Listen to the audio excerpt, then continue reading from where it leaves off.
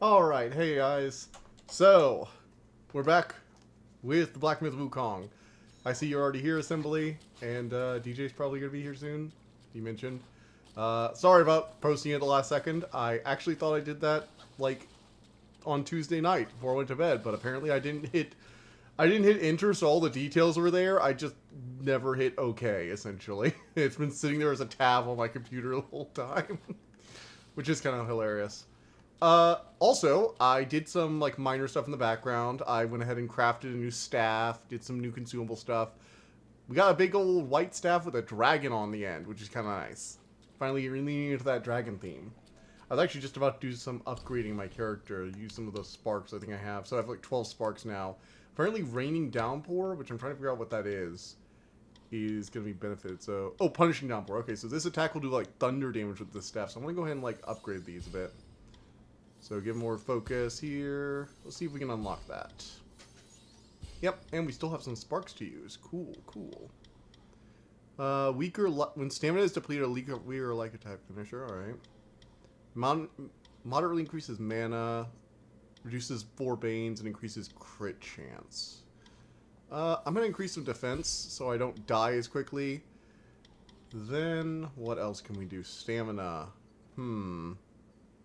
Dodging no longer inter-attacks light. I think I'll do that. So because getting my this is actually something. Oh my god, I should have gotten that way earlier because that's very important when fighting bosses. Is to be able to get your full combo off for the damage. Yeah, I mentioned I was learning Go. Yeah, you did mention you were learning Go. How's that going? Get it? Going? That was an unintentional joke that I tried to make seem like I meant to have it happen. That's reduces the stamina cost of jumping. Each challenge level considerably increases stamina recovery rate when health is above half. Okay. Attack during mobile spin to quickly engage, stagger enemies. It's even easier to learn than chess. Really? Is it one of those, like, easy to learn, hard to master kind of games? Let's see, what else can I get here? Significant damage reduction during the life cycle finisher. That could be nice, actually. Being able to hit my final part of my combo. Yeah, let's go with that. Very much so. Okay, cool, cool. And let's go ahead and grab Prolonged Light Attack upon seeing through the enemy. I don't know what seeing through is at the moment, so let's go ahead and save that for later. Damage dealt by all varied combos. Let's reduce the stamina of charge heavies. There we go. Alright. We're good for now. Let's go head upstairs now and go face that weird monkey that had a dragon freaking try and put me in his pouch. Or might have put me in his pouch. I'm actually not sure what happened after that fight. Am I in the old lady's pouch? In Go, there's only one type of piece and the pieces don't move. That's fair. That means the rules, the basic rules are probably really, really simple. It's just that there's a lot of pieces on the board and that all move the same way. Also, the win con is a little bit different because you have to, like, entrap things. Don't you, like, take territory? Hey, TDL, leaving my mom again today for the second time. I will respond in between times. No problem, DJ. I'm just glad you're checking in. I'm oddly happy today. What are you happy about? I mean, I'm having a pretty good day, all things considered, but what are you having a great day on?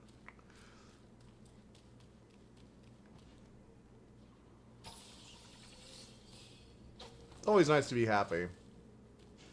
I tend to be more ambivalent than usual, so the happy days kind of matter. I'm happy listening to T-Rex and watching my dog upstairs. Okay. Oh, also, I didn't listen to as many bands this time as I have in the past, but oh my god, I actually really like Killing Joke. I am very happy. I listened to like one of their whole, like, what was it? I think it was called, it was one of the compilations I found with a bunch of their stuff. And it was like a lot of I listened to like over, I think almost like 15 of their songs, including 80s and a bunch of other. 80s is great. Actually, I think my favorite was, oh, what was it? Gods, it was, let me second. Love Like Blood I actually really liked. That was one of my favorites.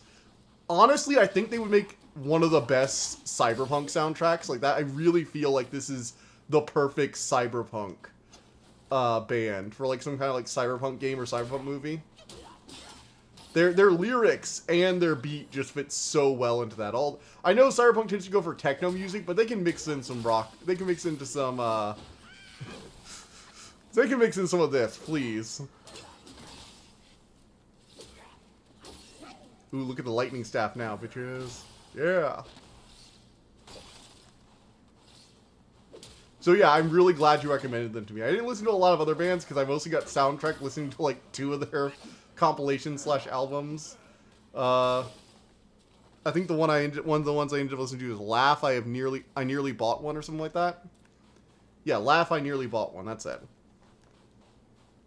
So yeah, you actually got me to appreciate a full artist now. I think aside from like Cryo Shell and Studio Iraqi, this is one of the first times I actually like can identify a band and or artist I really, really like. I guess Owl City too. So let me actually try and think here. So there's this now with Killing Joke. There's Owl City. There's the Studio Iraqi and then Cryo Shell. I think those are basically like the bands I like now, I guess.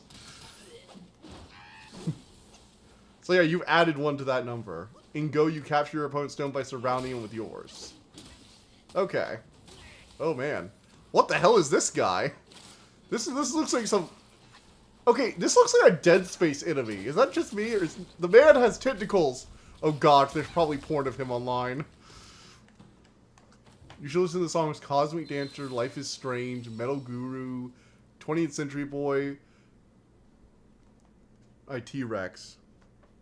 20th Century Boy. Have I listened to something like that, actually? That one sounds mildly familiar.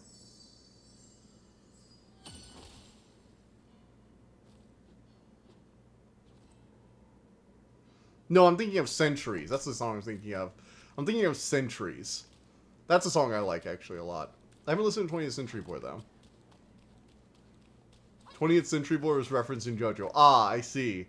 And thus the true nature is revealed.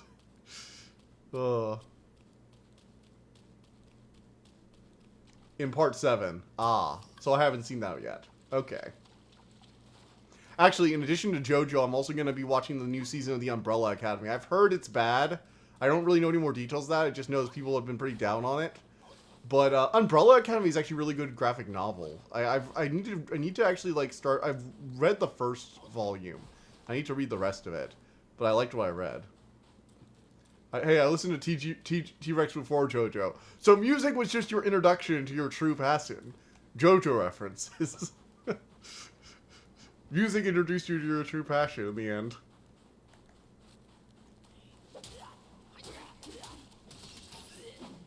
I can actually do lightning damage now, which is... Oh, cool. I get like a lightning finishing move. That's awesome. Love it. Well, obviously the dragon staff would be amazing. Like, do we expect anything else? Yeah, lol. It all leads back to JoJo in the end. Okay, Mr. Tentacle Man. Prepare to get lightninged.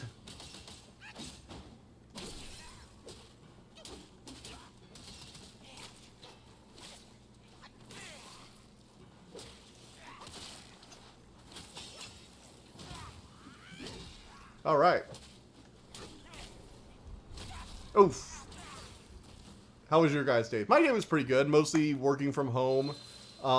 Things were pretty fine. Okay, I really need to, like, frickin' not get killed by that man. Jeez. Also, the My Brand video Frederick posted by Mega G Films in the Twitch chat was pretty funny. Nice. Yeah, it was pretty good.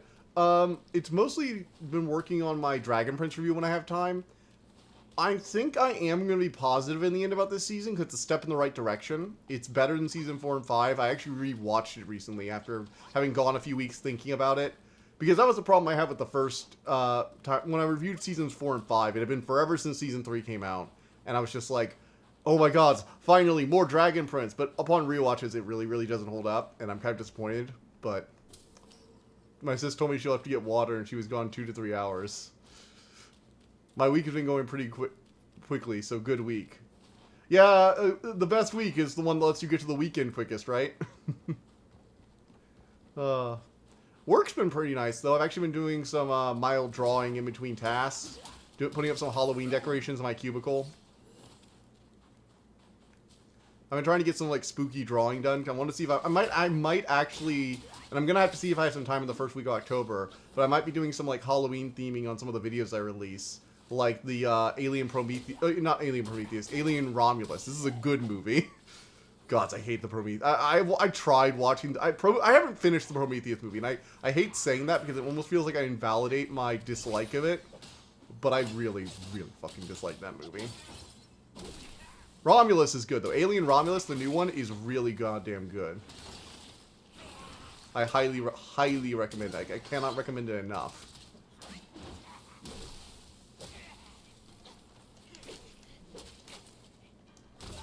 Whoa, shit.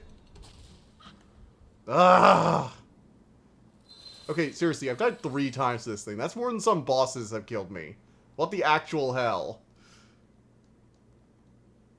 Goddamn monster. This guy, I don't even think he's like one of the more tanky enemies. You know, I'm just gonna go full Red Tide on this asshole. Red Tide time. We're gonna go Firewolf. I'm watching Stevie T lately. Oh? I'm not aware of what that is. Is it like a comedian or a show? I'm trying to remember. Have we ever talked about that one? Nope, no clue what that is. He's a YouTuber. Oh, okay. YouTuber. That makes a lot of sense. Actually, I've been watching a lot of Linus Tech Tips recently. I actually really liked their, what was it, their magnet cable management thing. I got a bunch of them when I was doing my cable management recently. They're pretty good. What's Stevie T do for YouTubing? Like, what's his channel's, you know, deal? Kind of videos. I'm always looking for more YouTubers. Honestly, I swear I watch more YouTube than I do, like, traditional media, and I review stuff. But, like, there's so many good YouTubers to fill my time in the background. It's either that or a book most of the time. And I'd say it's about even split for me. Stevie T does good guitars and goofy stuff. Oh, that's cool. Nice. Let's... What are some videos you recommend from him?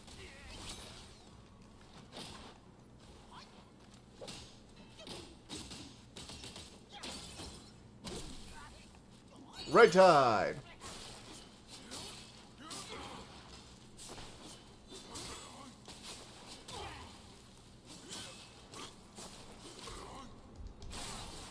Holy shit, he killed Red Tide. That combo is annoying.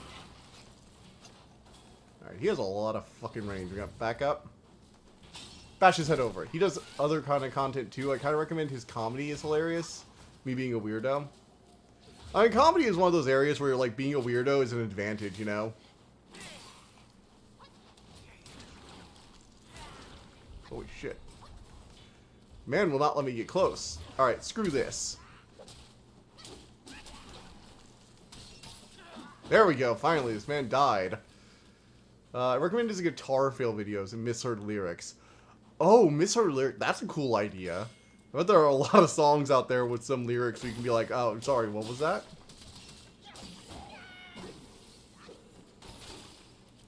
Ooh. More zombie swordsmen.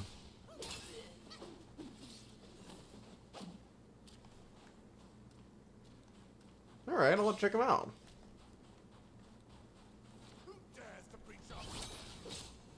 Hello, mister. You got that whole Klingon blade weapon thing going on. Sorry I gotta beat you while you're frozen in time. Looks pretty cool, not gonna lie. Ooh, and a shrine. Okay, so they were expecting that enemy to actually challenge you a bit. The tentacle man is harsh. So they give you a shrine so close to the other one because they put a tentacle man in between you. TDL's gameplay at this is genuinely garbage. Hey, there was only one of those enemies that actually killed me. It just killed me like 4 times. Yay, shrine. Honestly, it's so weird having, like... Because I played OG Dark Souls and OG Demon Souls. And especially Demon Souls. I'm nearly positive there were people who played the Demon Souls remake and played Elden Ring, and were like, or who came from Elden Ring to the Demon's Souls remake, because it was practically like an intro to the Souls series. And we're like, where are all the checkpoints? Where's the checkpoint right outside the boss wall? Because Elden Ring is so generous by putting so many of its like checkpoints right near the boss walls. OG Dark Souls and OG Demon's Souls said, you will run through these enemies and fight the boss like it's your first run through, you asshole. At most, you will get an elevator and let you skip a half of it. That's your gift. These games are like checkpoint, checkpoint, checkpoint. Checkpoints galore. Oh look, no invisible walls for some reason. I Love Living in the City is a good song by Fear. Okay. Alright, I'll check them out. Wait, is this the same temple I went up to the first time? I think this is the same place I went up to when I was first going to the lake.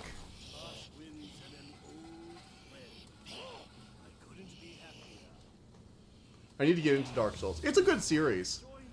Dark Souls 2 is a bit of a mixed game in a lot of ways. There are some downsides and some upsides in my opinion. Like, there are several ways in which it's amazing.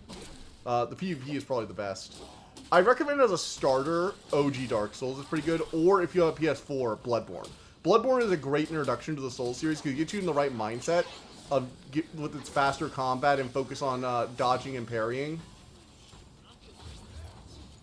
When DJ mentioned misheard lyrics, yeah, I saw it. Misheard lyrics by temperature just popped up.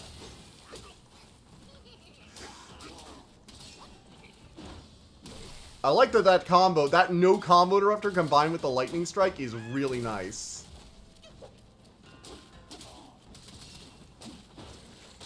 Holy shit, I'm just stun locking this man. Look at me go.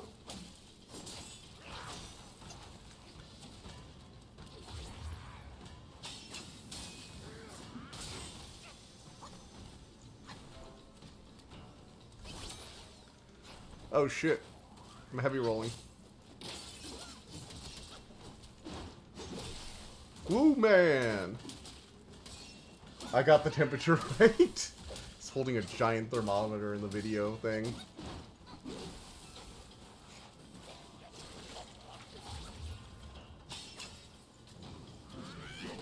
Oh, shoot. Dodge. Red tide time, baby. That man, like, throwing shit at me. I feel like he's throwing shit at me.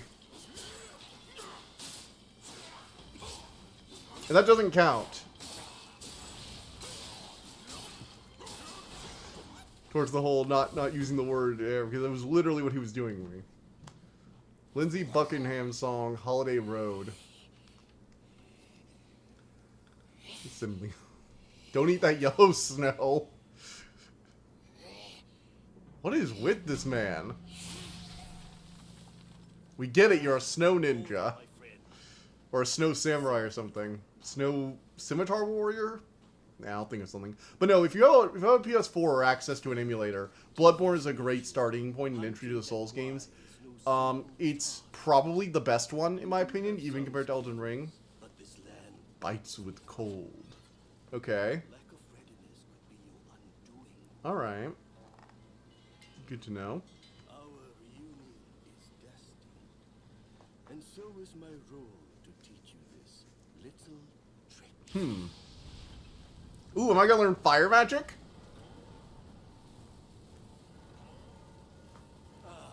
I am extraordinary, as is my flame. It shall help you in need, be it injury, weariness, or frostbite. Cool. Beast or Yaogwai, none shall dare to draw nigh. Awesome. Holly Road is good, one of the members of Fleetwood Mac. So, Ring of Fire. I got a new spell. Cool. Fire magic. Alright. Let's see here. Oh, it replaces Immobilize. Ooh. I don't know. Immobilize is a really goddamn... Alright, let's see here. Effects of drinks are enhanced. Stepping out to engage in battle and returning with the effect still active. Once the time is up, the ring will vanish. It does give you protection and some kind of other buff.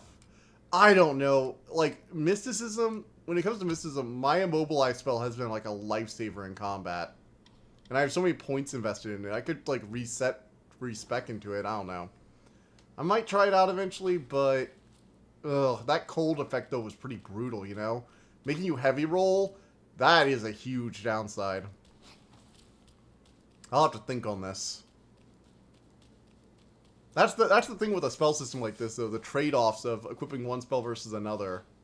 Especially when they don't just have you have a weak spell and then a better spell. That's what a lot of these games do, is they'll have like a pretty good spell, which will get you through the early parts, and they'll just be like, the other one's not that great. It's fine. It's whatever. Okay. So, what else do we have available to us? I guess I should at least try the Ring of Fire to see if it's worth it. You never know, and trying out different spells is always good to find different playstyles. Let's go ahead. I already crafted a new weapon.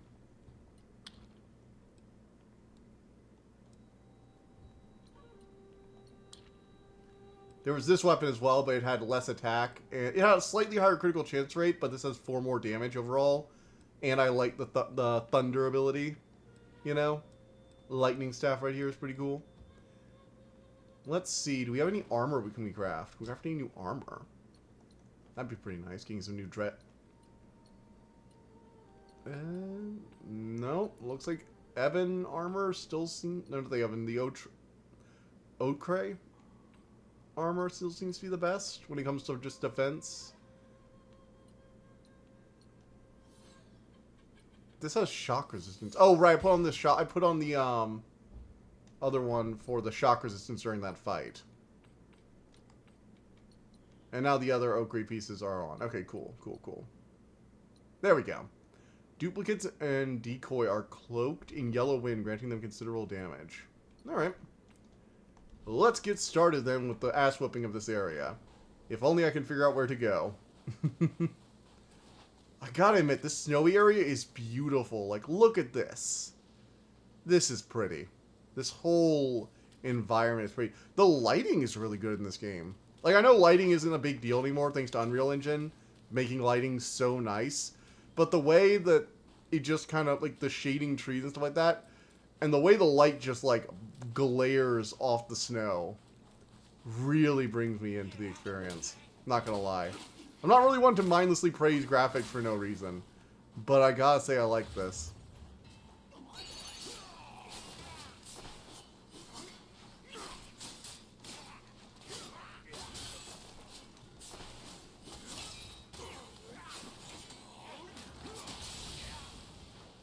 Alright.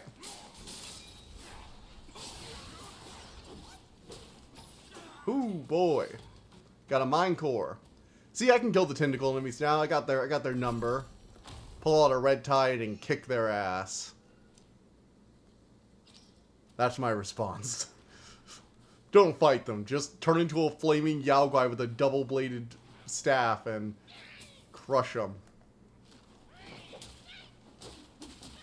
Boom, boom, boom, boom, boom. Alright.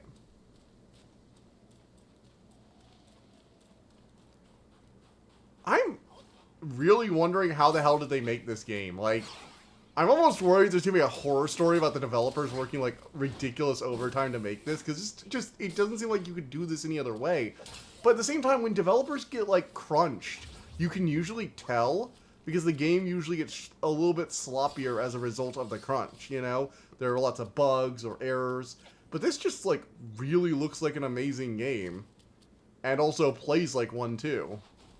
And I'm just like, I feel like at this point I'm wondering, okay, what's the catch? How did a studio who's basically made the devs live in China?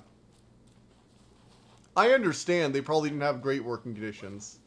That is the catch. What do you think, it was funded by the Chinese government or something like that? I mean, that's not the most outlandish thing I've actually that it isn't entirely outlandish. You know, I really hope this game doesn't become popular enough to get, like, mainstream newscaster attention, and they start trying to ban it. I don't know. I'll have to look into it, though. I am gonna have to look into the studio, because for a first-time studio, they still do a really, really freaking good job on this thing. To be fair, they probably just had devs who had worked on other projects. They just probably hired experienced devs who knew what the hell they were doing and actually wanted to create something.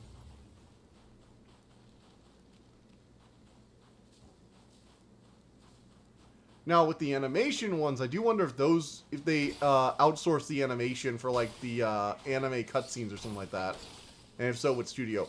I'm always a big fan when they do like outsourcing for animated cutscenes for games.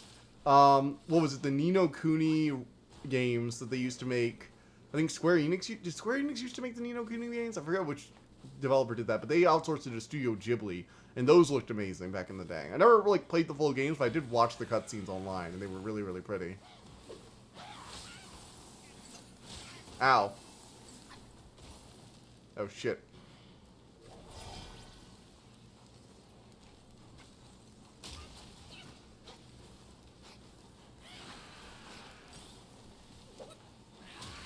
What the frick? How does it stand still, you overgrown pigeon? Wielding a goddamn Madara fan? Madara's frickin' war fan over here.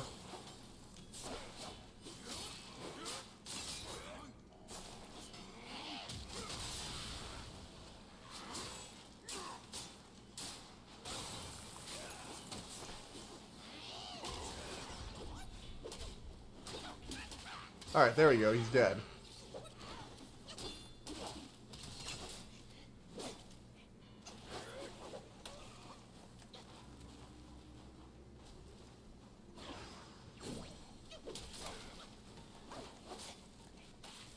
Holy shit. The terrain! I'm like, can't even see that. I got through that fight somehow. I couldn't like see what I was doing because I kept like popping in and out of the. What the hell? Is this like a sandworm from? No, it's like one of those like. What is that? A plant sandworm or something like that? But in like the cold environment? I'm so confused here. All right, pluck them in. We're gonna overwhelm this thing with clones. That's a weird fucking enemy. I mean, it's your standard like living plant, I guess, but I like the design on that thing. It reminds me of some plants I've actually seen in pictures and like on the side of the road in some places.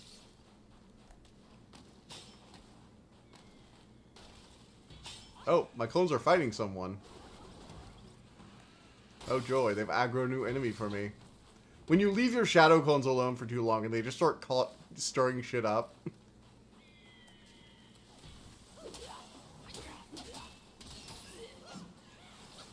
Oh shit, not another one of these things.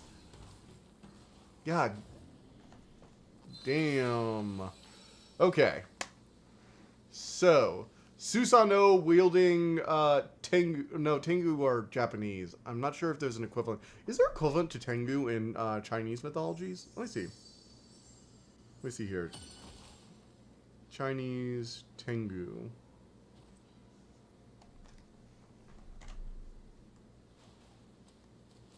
Yeah, because those are Shinto belief. Oh, no, but they... But... Tianguao?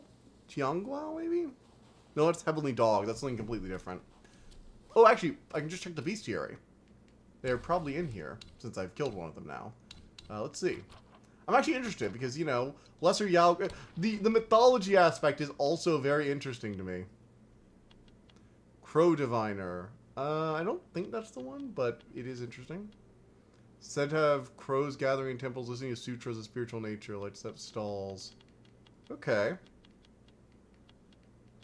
Supporter monk, blade monk. Interesting. There's so many, like, weird things I learned from this game. Lantern Warden. That art is so fucking cool. I love this. Like, props to the team who drew that. Oh, here it is. A falcon fan maker. Feathered birds are master of riding the wind. Among them, Griff Falcons living on snowy peaks are particularly skilled in crafting magical items that control frigid gales. Interesting. Interesting. Very interesting. Okay. Now that we know the lore, let us go beat the shit out of them. Or beat them up using our staff made of lightning. I am wielding a staff, born of the spirit of a dragon, coated in lightning. I fear no bird.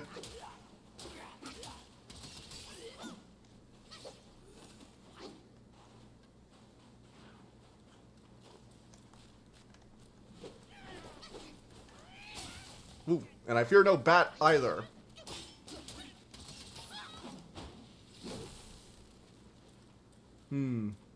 So, Assembly. Have you actually played any games of Go? Like, who have you played with? Like your parents or something like that?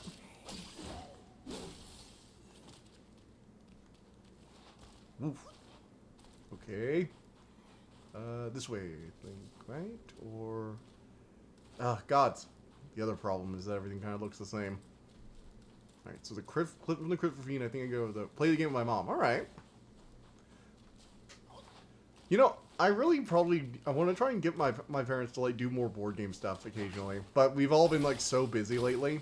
Just everyone. My mom's back... My mom's a teacher, so she's back in, session... Or, you know, school year's begun again, so she's kind of swamped. She hasn't been sleeping lately. I really hope she gets, some sleep.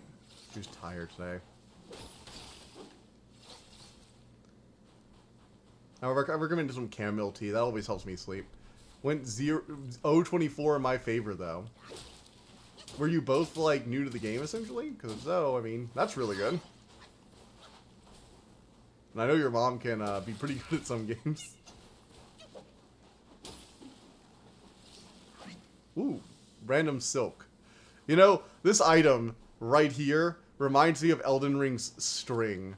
Before the DLC, there was basically no way to get string unless you were... Oh, that stupid Klingon bowblade thing is kind of awesome, not gonna lie. Ugh. In Elden Ring, before the new DLC, where we got a new bell bearing that unlocked a shop that had, like, infinite string. String was one of the hardest items to get. Just a piece of string was so hard to get a hold of.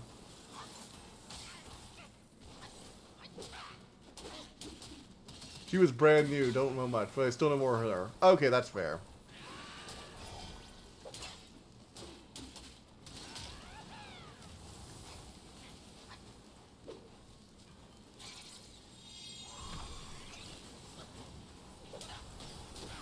Alright. Holy shit.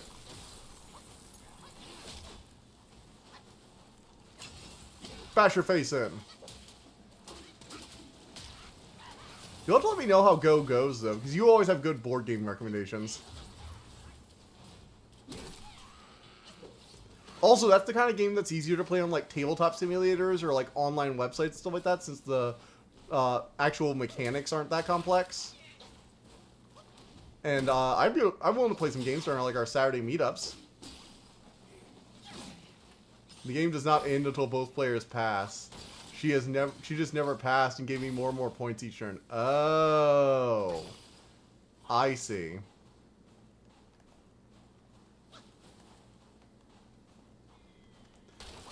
God, if Caleb would just, like, pass whenever he fucking felt like it. Once Caleb started losing, he would just immediately pass. Huh.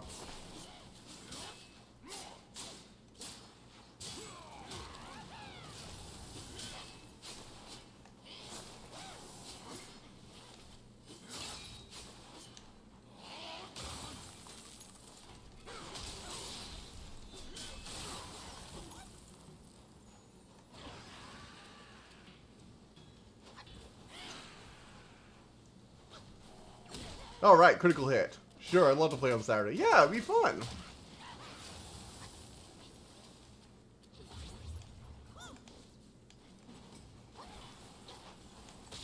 Holy shit, you can fire it through you can fire blades of wind straight through the rocks. Man is unstoppable.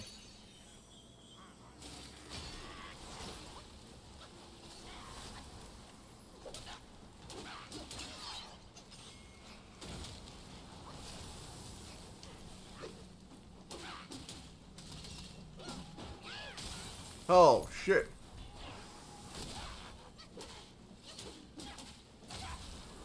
Oh, man. Damn. Okay, cool. I'll have to, like, try and do at least some research on the rule if I have some time on Friday. So I'm not completely inept. But, no, I'd like to try it. Mostly because I've been enjoying our attempts at trying board games.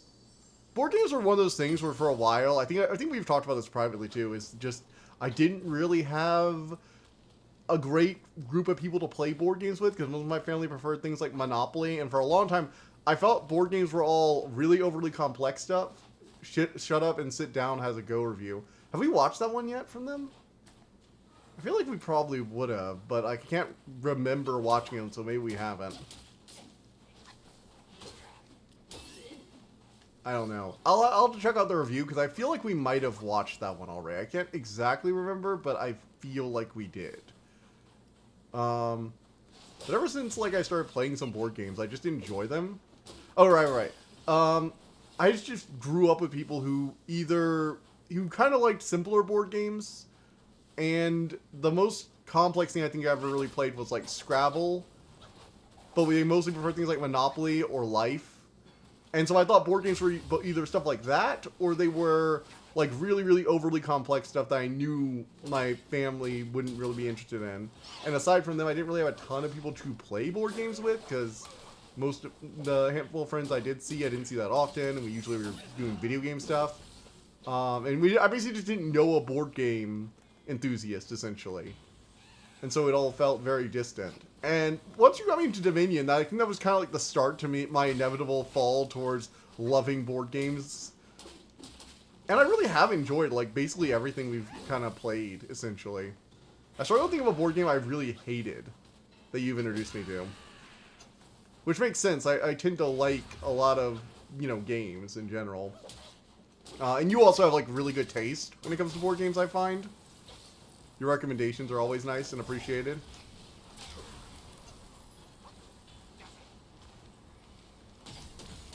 Oh shit. I couldn't even dodge. Oh shoot.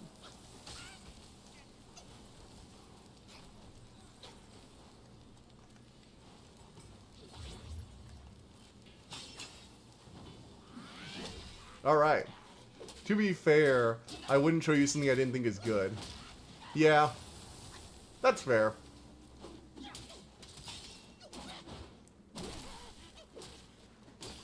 You actually have remarkable taste when it comes to stuff. It's fine, don't worry. I saw the far, it was like, no, that's even fair. My mind auto-completed that one correctly, thankfully. Alright, we're gonna deal with the bird now. Here it comes. This man is a spirit.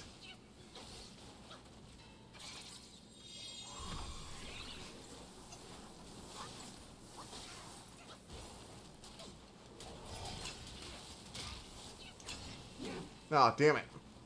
And my parents are a good filter for games. That's true.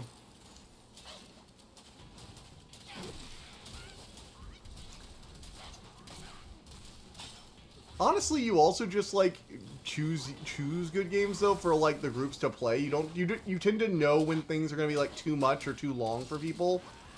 And you don't generally go for games that are going to, like, really be off-putting. Like, most of the games you choose tend to be shorter experience, I've noticed. Not as many longer games. Because it's easier to get somebody into a shorter game where you can replay immediately and immediately show progress and growth after 2 or 3 games in, like, a few hours. Something like Dominion, where you can do, like, several sets of it in a row.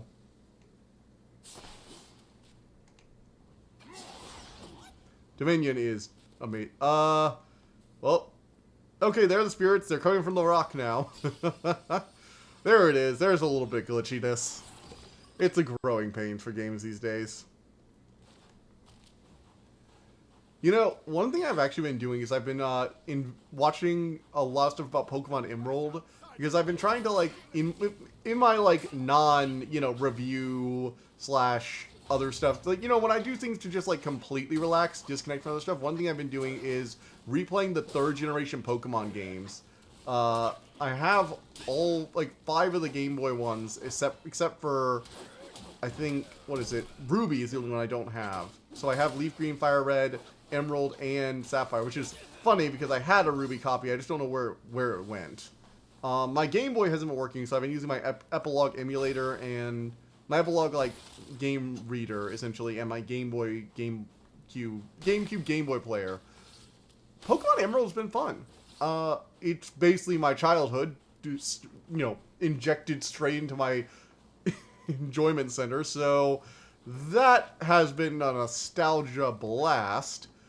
But I also just enjoy the Pokemon 3rd generation. I feel like 3rd and 4th had this balance of having a lot of Pokemon without the Pokedex needing to just not have a national dex. Black and White is where it got overwhelming. Needs to be simple enough for my mom, chaotic enough my dad can crunch the numbers, and with analysis paralysis on each of his turns. And short enough that I don't get bored knowing I've lost for half an hour. Yeah, when you play like that, they really are a great metric for, like, introductory games, huh?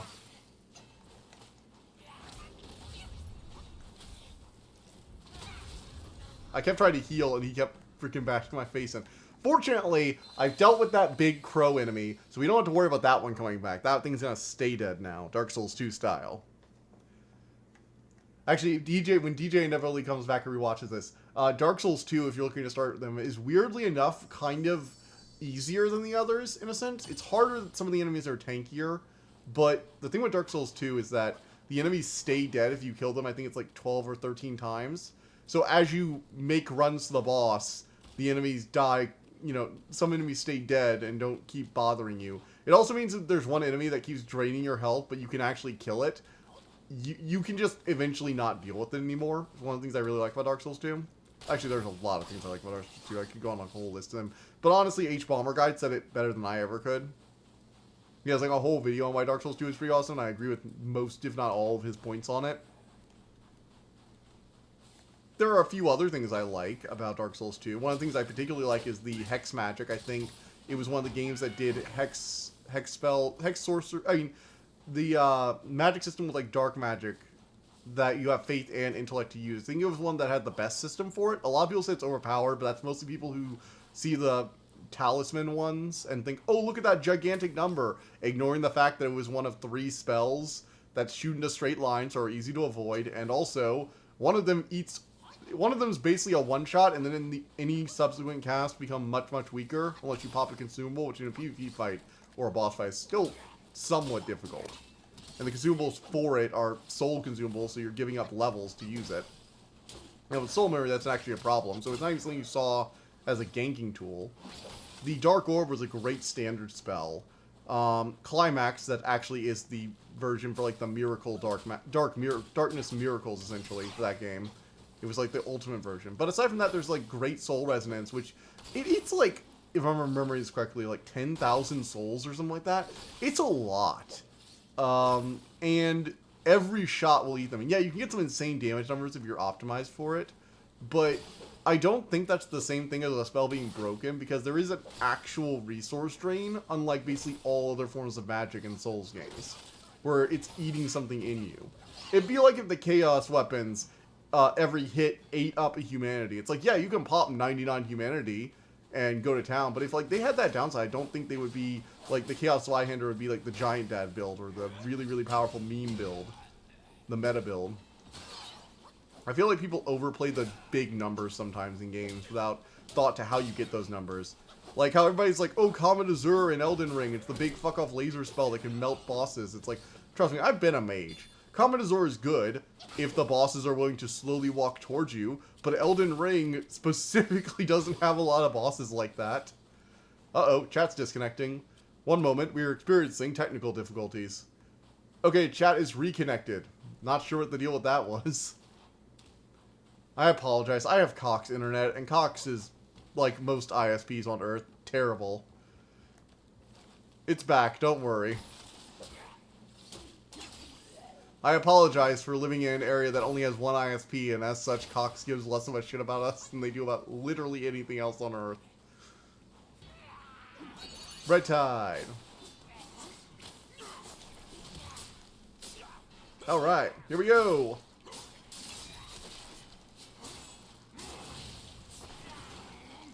Boom. Love that.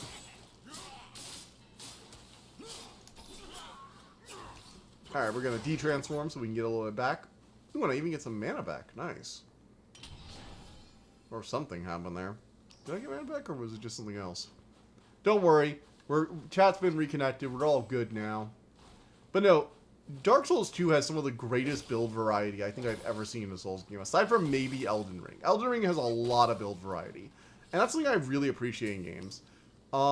It's one of the reasons I'm actually kind of liking this game, because despite being very Sekiro, where it's use your staff, learn to dodge, or die, it also has, like, don't get me wrong, there's usually a better equipment you upgrade to, but a lot of the spells and abilities are so numerous, and the different stances require you to invest in them, so you tend to get comfortable with things. And that can be fine. The reason I didn't like Sekiro is because, look, okay, I'm going to rephrase that immediately because that's going to be taken out of context. I like Sekiro, but I'm not a fan of parrying the number of times it requires for later bosses. I enjoyed the early parts of Sekiro a bit when the parrying was like, if you're really good at parrying, you can absolutely dash bosses, but you could still dodge through most attacks. That's just not a thing in late game Sekiro. Why didn't you finish Sekiro? Because the late game bosses just require endless parry sequences, and at the time, I wasn't really doing this to like review games, so I felt like I wasn't having fun.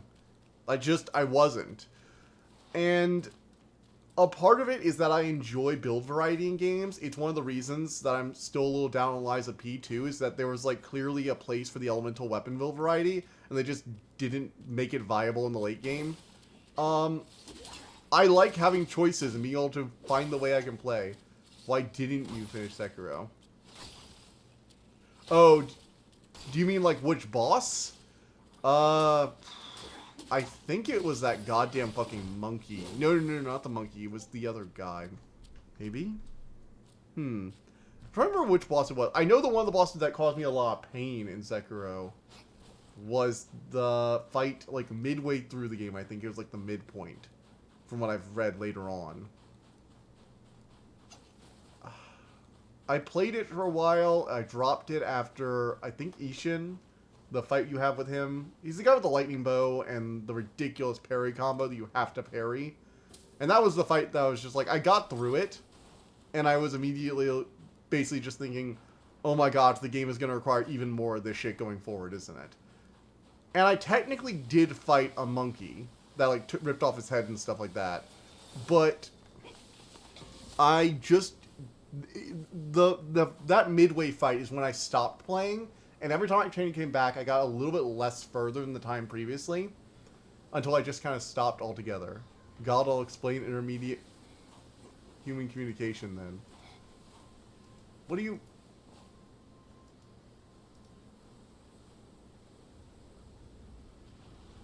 Why you didn't finish Sekiro? Okay, well, I'm sorry, comma. My apologies. I would have liked a comma there. No, I didn't finish Sekiro. I have not finished it all the way. No, I have not finished Sekiro all the way. Sorry. I'm very sorry. What the fuck is going on here?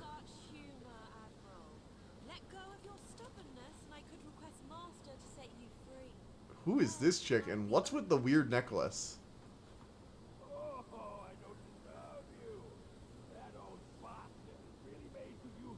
One's relic.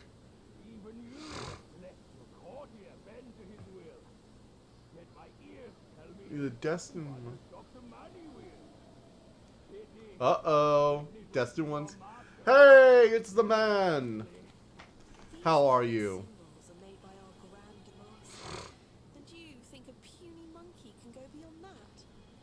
I mean, technically all your master did to get their power was take a bit of a monkey's power. So yeah, I think I can go beyond that. I do think it's a good explanation for how powerful Wukong has been, though. Is like a divine courtier, essentially. Why didn't you finish Sekiro as a response to your complaints about the game? Oh.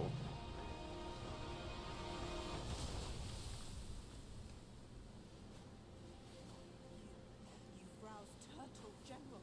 How could you know he's here below? Okay.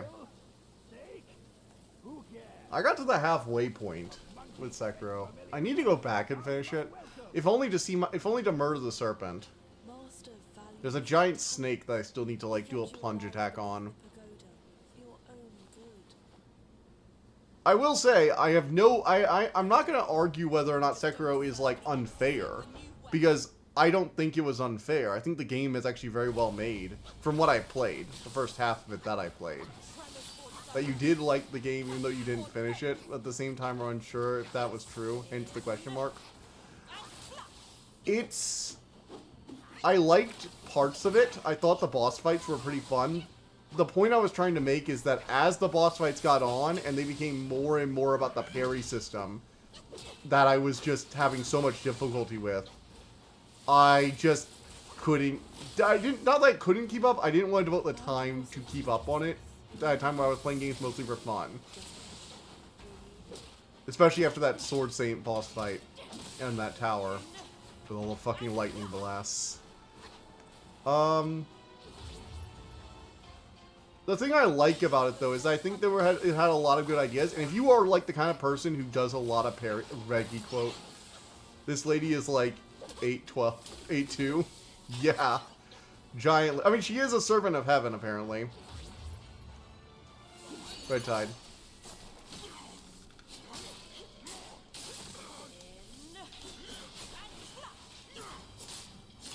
Yeah.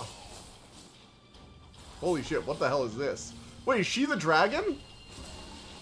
Was she the dragon? If it's not fun, why bother? Exactly. That's why I stopped playing, is that I wasn't really having fun anymore after that midway point. I did like a lot of the things it did, though. Particularly, I liked some of the single combats. I liked how you were able to, like, break in guards and basically just... One of the actually things I really thought was cool was that they had a cool health system for enemies, where most enemies you were basically breaking in their guard to do a critical attack. They technically had a health bar, but for a lot of enemies, you wanted to, like, break their guard so you could do that critical hit. Ooh.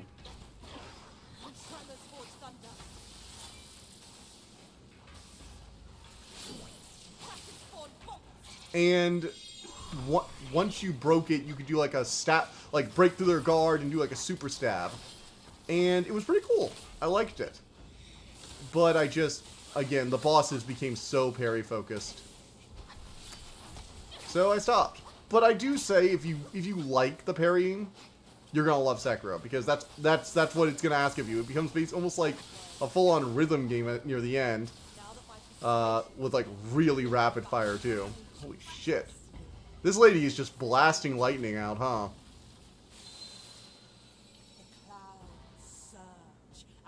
But with thunder. Gotta admit, she does have some cool lines. Yao Guai Quang Kangjin Star. Pierced her horn. So she is a dragon. Okay, so she's a dragon. Interesting. Well, there's respect there, obviously. Oh, the game was like, hey, idiot, you missed this shrine. We're gonna spawn you right here.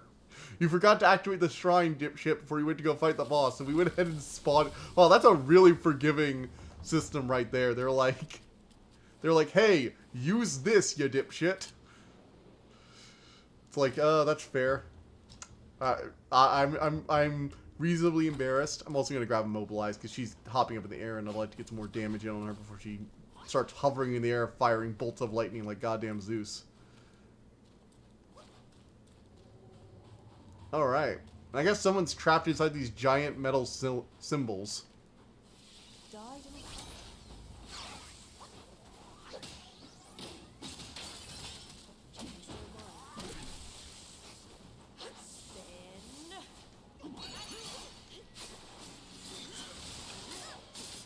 Alright.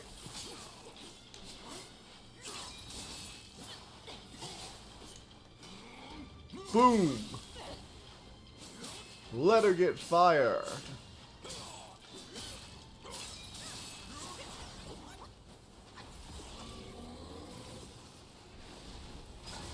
The annoying thing about Sekiro for me is I mostly just couldn't call it unfair. Like, if it was just the parry system was bullshit, that'd be one thing. But it's not. You can do it. I'm just bad at it. And thus I stopped. So you're the one who I fought at the beginning, huh? Wow, she's going like full get off me, bro. What is it with games of like what is it games of like super tall ladies recently? In the last few years. I still remember that. I still remember what was it like 2020, 2021 when everyone got all over like that new Resident Evil games main character. What was it? Resident Evil 8, I want to say. Yeah, I think it was Resident Evil 8.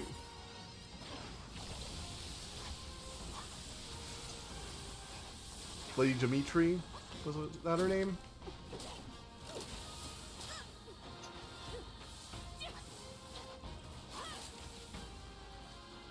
What is with my screen? It like dimmed. Is this like... Oh yeah, it is. Okay, cool. This is like the clouds have actually gotten darker and the whole arena dimmed. Whoa.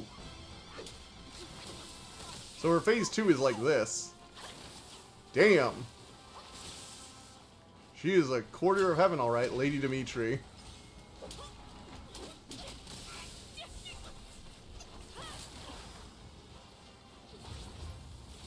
Alright, using the cloud thing to back off, heal, and then get a, I think I finally figured out what you're supposed to be using that cloud thing for. You can heal without breaking the invisibility. That's nice. Most games wouldn't let you do that.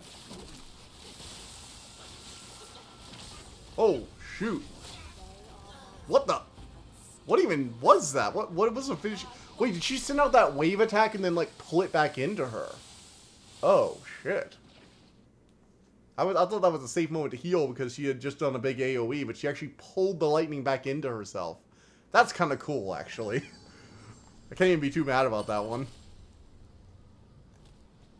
Greetings, Nerdo Dragon Nerd! You have returned! How are you? We're fighting a dragon who's actually like an 8-foot tall woman. You want to say that? But who do you say?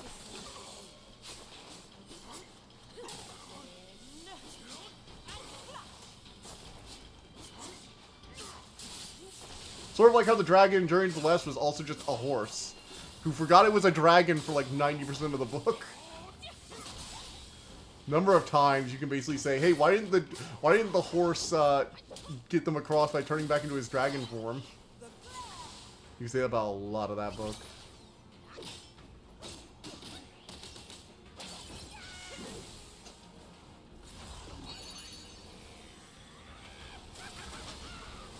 Alright, I'm setting up my buff. Oof. Run! Whoa! There she is. Pound her! Yield to your true self. Oh.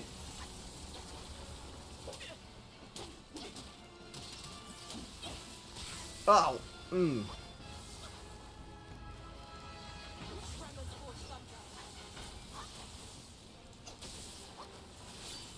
Clap on fox. Throwing the lightning like Zeus now. I have returned. Everyone dies, everyone lies. I'm waiting for you, second coming. See with my eyes, my army of flies.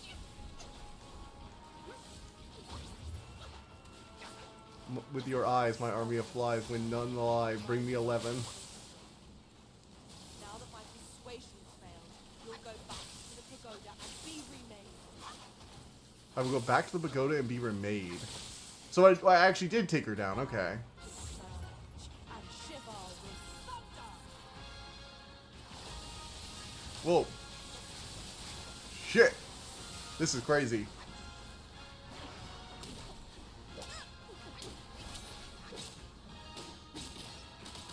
Hey, did I miss much? Also, hello, Nerd Dragon. Not much. We're fighting 8-foot... So you remember that dragon we killed? Yeah, this is her.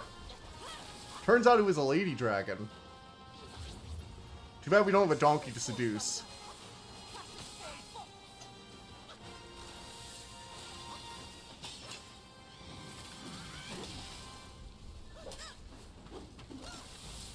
Oh shit. Ah. You got this. No, I do not, apparently. You were incorrect, the man. You were incorrect. I do not apparently have this. I'm apparently gonna get shot by lightning. The lady dragon? Damn, donkey gonna be thirsty. Yep.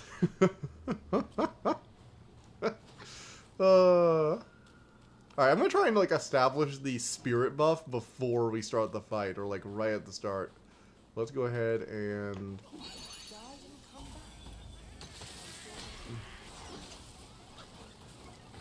Red Tide.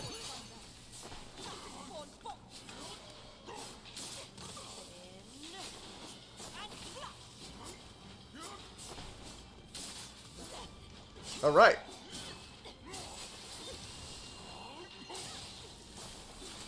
And boom attack. Yes. Got. Alright, get wrecked.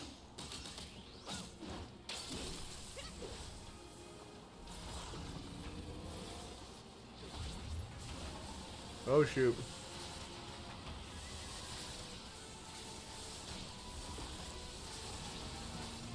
Damn. Bolts of lightning are raining down, people. JK. Oh, I cut through her bullshit. Ah, not that nonsense. Well, okay, I guess I got on a higher level than it. Well, look at her turning into her dragon form. It's all glitchy too, like it's falling apart. All right, clones, subdue.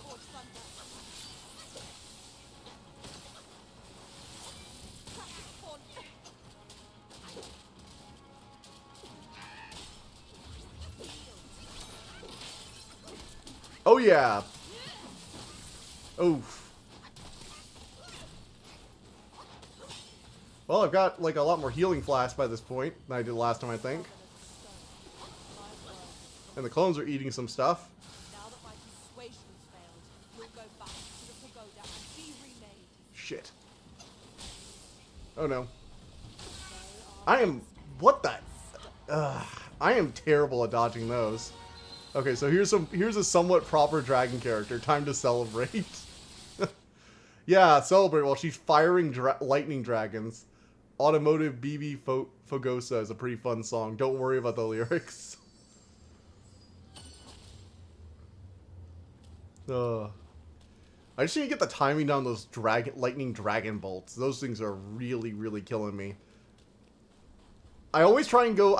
my problem is I'm trying to dodge when they're releasing and not when like they're actually like trying to hit. And I know I'm going to take some damage right here, but I want to set the damage buff.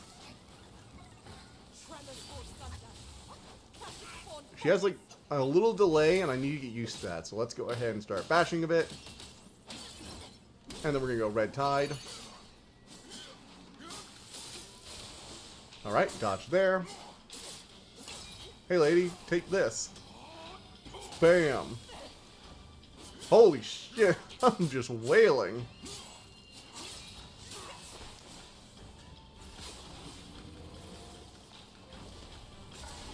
Damn, already to like the lightning run phase.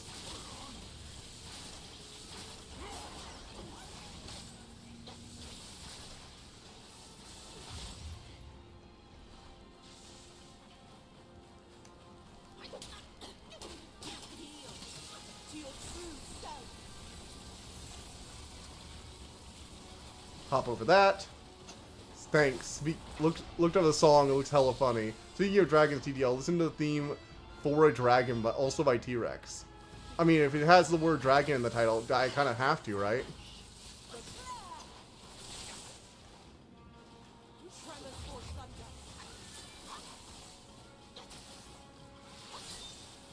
One of those bosses also that gets to like fly around and dodge my attacks while wailing on me.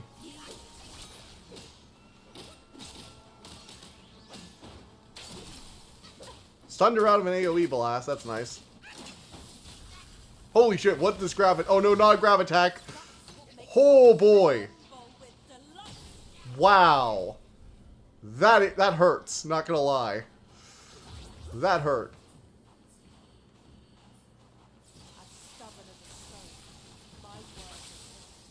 Oh, I can actually run? I think I can dodge those by like running. Shit. Okay. Doing better, doing better. Uh-oh. Oh shoot! It's time for the dark mode. Oh! Ran right into another bolt. Oh! Stun, stun, stun!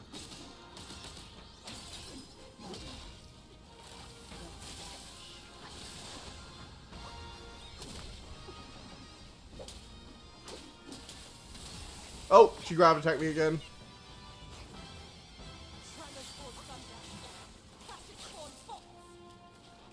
Holy shit. Screeching for Vengeance by Judas Priest is also a good song. Alright. Oh my. Well, I'm getting better at dodging her shit at least. For the most part. Ow! Oh no, I'm screwed.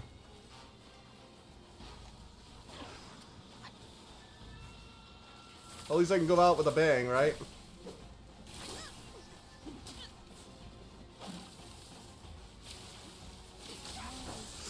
Ow.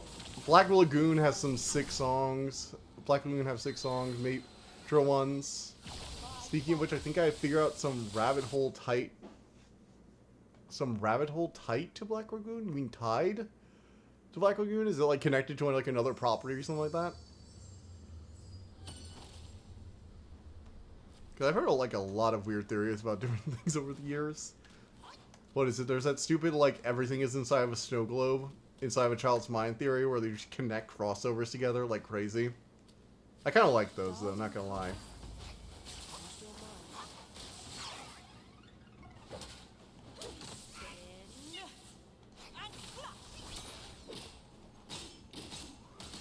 Rabbit hole tight.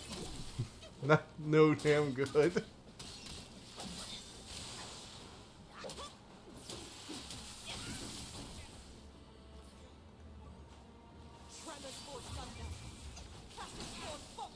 Oof. Alright, stunned her out of that nonsense. Alright, time for phase 2. Hey, English is not my first language, right? That's fine. I mean, English is my first language. I still make mistakes when I'm typing in chat.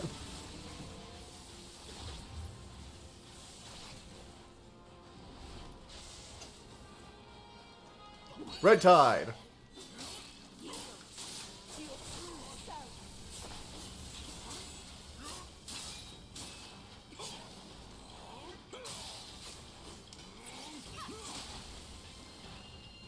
All right.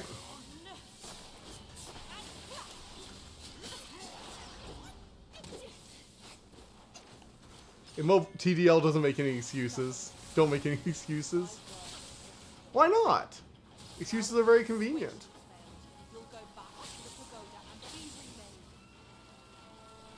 See, I gotta pay attention to the arc and like when they're oof. I think I'm starting to get it though. You gotta pay attention to when they the actual like dragon bolts come at you, not just when they're released. Holy! Wow! I just got like a barrage. I got hit by one and it stunned me into the next, which stunned me into the next. I literally couldn't do anything, and it got my whole health bar. That's insane. I was literally not even able to. I was hitting the dodge button trying to get out of there because I could see the other AoEs. And I got hit by them all. That's nuts. That's just bad RNG, honestly. Like, the idea that 4 of them would all go right on top of me like that is a bit bad RNG. 2 of them would have run there naturally. And a third one, yeah, but 4 of them. Holy shit.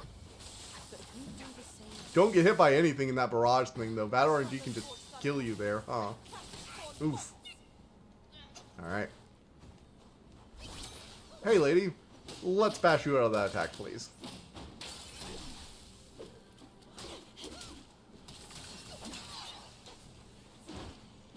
Alright.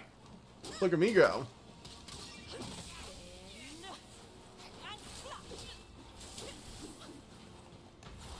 Alright, let's heal.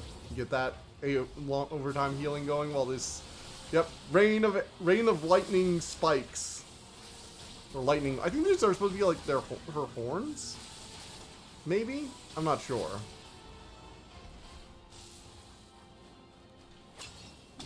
Alright.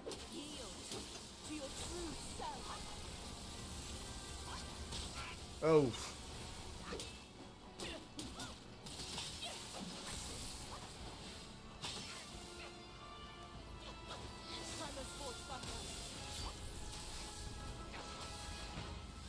Oh shit. God damn.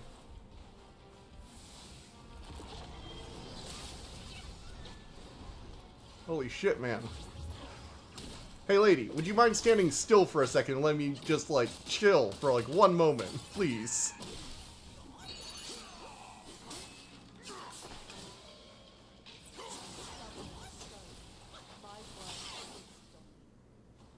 Now that my persuasion's failed, you'll go back to the pagoda and be remade. Okay. Alright. Dodge those. Surge and shiver with thunder. That might be a waste of healing item, but I'm kind of like hedging my bets. I'm going to take a damage off the... Yep. Knew it.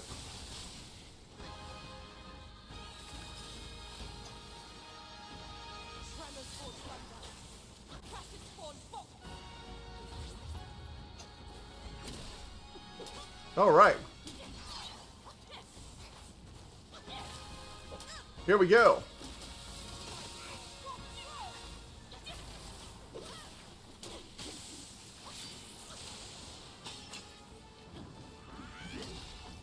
To the face.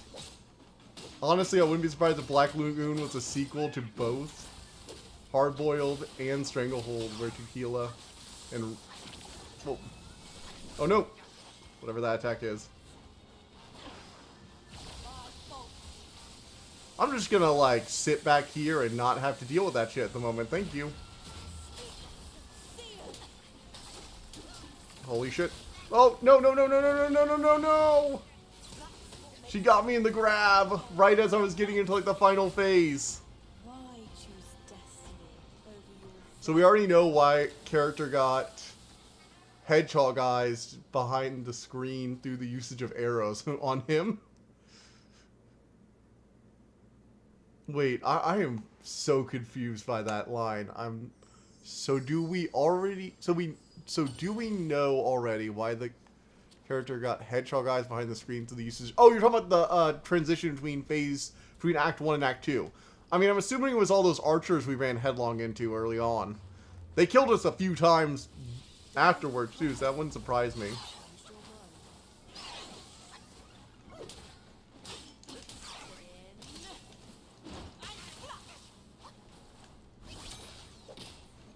Do.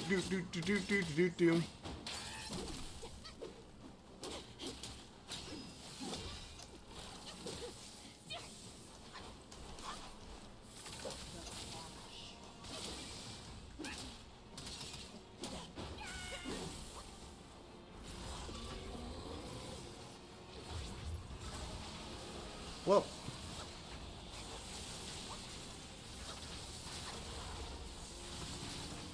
Alright. Here we go. I was just level 1 archers. Don't you say that's not suspicious? Look, it set up an awesome thing where we got to see a headless musician give us a cutscene. I'm not going to ask too many questions about that.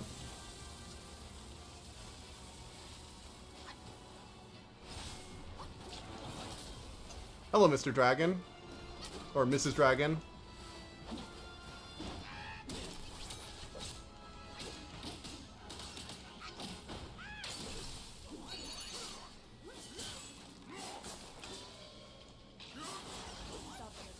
That was a waste of a transformation. I feel bad about that. Alright, now. And now. And now. And now. I mean, yeah, moment with the headless guy was priceless, don't get me wrong. I also love the twist where it's like literally just, we just help him get his head back. I mean, to be fair, what else do you do with a headless character, right? Ichabod Crane is still looking for his head. Why would all the other characters be any different? I like that, like, some random rat stole Bodhisattva's head when he wasn't paying attention. It's like, oh yes, this person just randomly stole my head, but I'm like one of the Buddhist disciples, so you know, didn't really mean much to me. Uh-oh, you know what that means? The dogs are barking. Glide is upset. I know it's an Elden Ring reference, but you know what? I still like that little icon. So, I apologize if you hear the dogs in the background.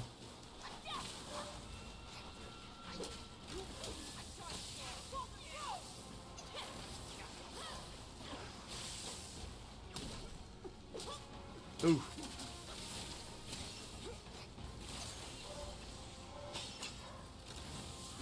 Oh shit. Wasted that. I'm kind of hoping my red tide comes back soon. Mommy was always saying one day you will grow out of your own, you will forget your own head. Oh my god, that is actually something the man forgot his own. I mean, he didn't really forget it. He kept urging us to go help him. I think the dogs have stopped barking so I can remove the blind thing. It's weird. She's apparently weaker, but she's somehow stronger. Don't you love it when in story the boss technically got weaker and you're fighting like a damaged version of herself, but she's somehow even more powerful in the time you fought her? Like, we fought her in her full dragon form in the physical world, but we're in like this prison area now and she's somehow more powerful.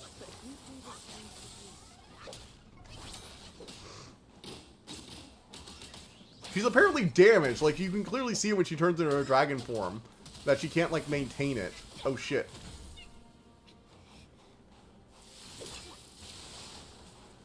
But somehow she ends up being more powerful.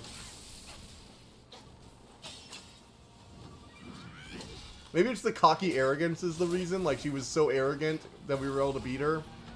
The, I wasn't fighting at my full when you damage boss, he becomes faster. Yeah, that's also the other weird thing. It's like the more you damage them, the more dangerous they tend to get. To be fair, it kind of has to be that way for both conditions because of the way you pace games.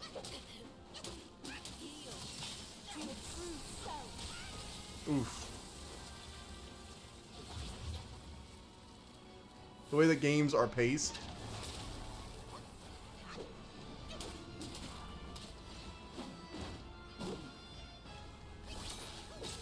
Alright. Gained a basher again. I love the stasis spell. I'm sorry, it's my favorite. It is literally just my favorite spell. It's so effective. Just getting you get a full combo off on a boss is such a good ability. Alright, maybe not good, but powerful is the word. I'm not sure if it's entirely balanced, but maybe it's to do with adrenaline. That would definitely be the lore explanation we'd be given.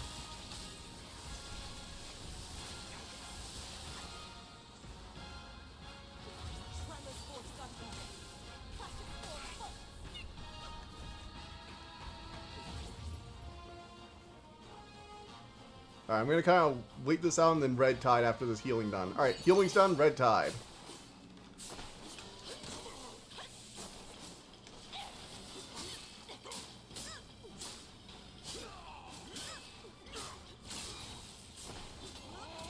Boom! Get wrecked. Take that health bar. Holy shit. Oh my god, I got 2 of the bashes off on her. And the and the stun got off too. Look at this. Alright, I think we might have it.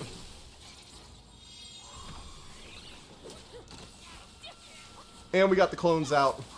And we have healing items. This might be the one.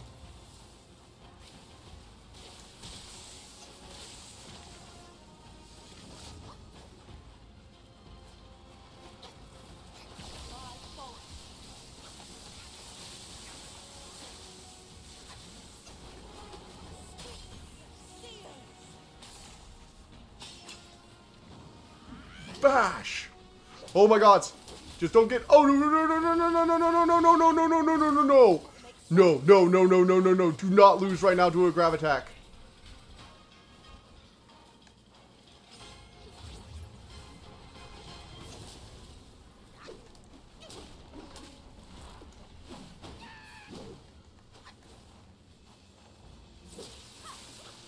Oh shit.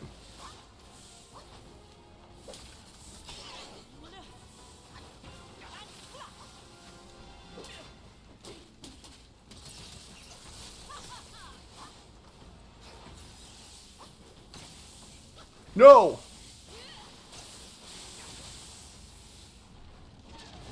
Oh my gosh, this is it! Yes! Got it! Get comboed.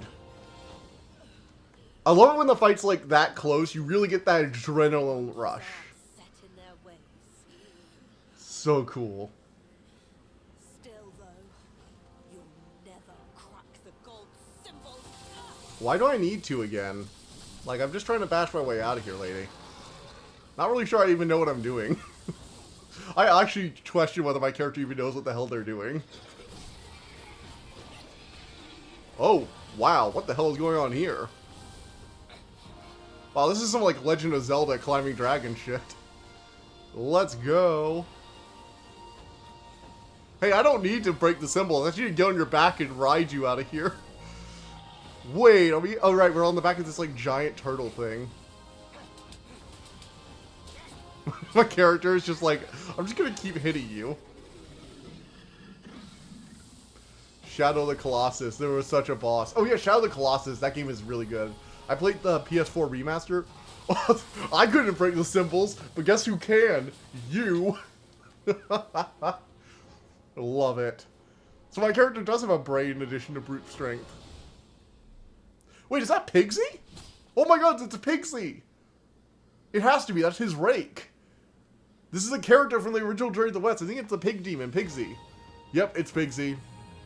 Oh my god, Pigsy, you're still alive! Wait, what? Oh right, he was a coward. Oh right, Pigsy's kind of a coward and a wuss. Probably the worst of the trio I could have run into. Sandy would have been way better. Very underwhelming. I was expecting to get like a buff Pigsy, but then I remembered the then I saw his body and I'm like, oh right, the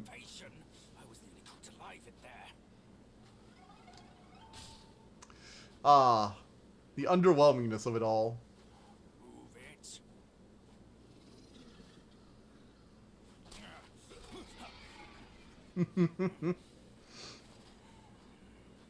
Yeah, he's a bit of a coward in case you haven't noticed. So PS4 Shadow of the Colossus' remake. But they've been so dedicated to recreate it to the point they did it with all the clumsiness ported over to the game too. Yeah, but would it be Shadow of the Colossus without the clumsiness?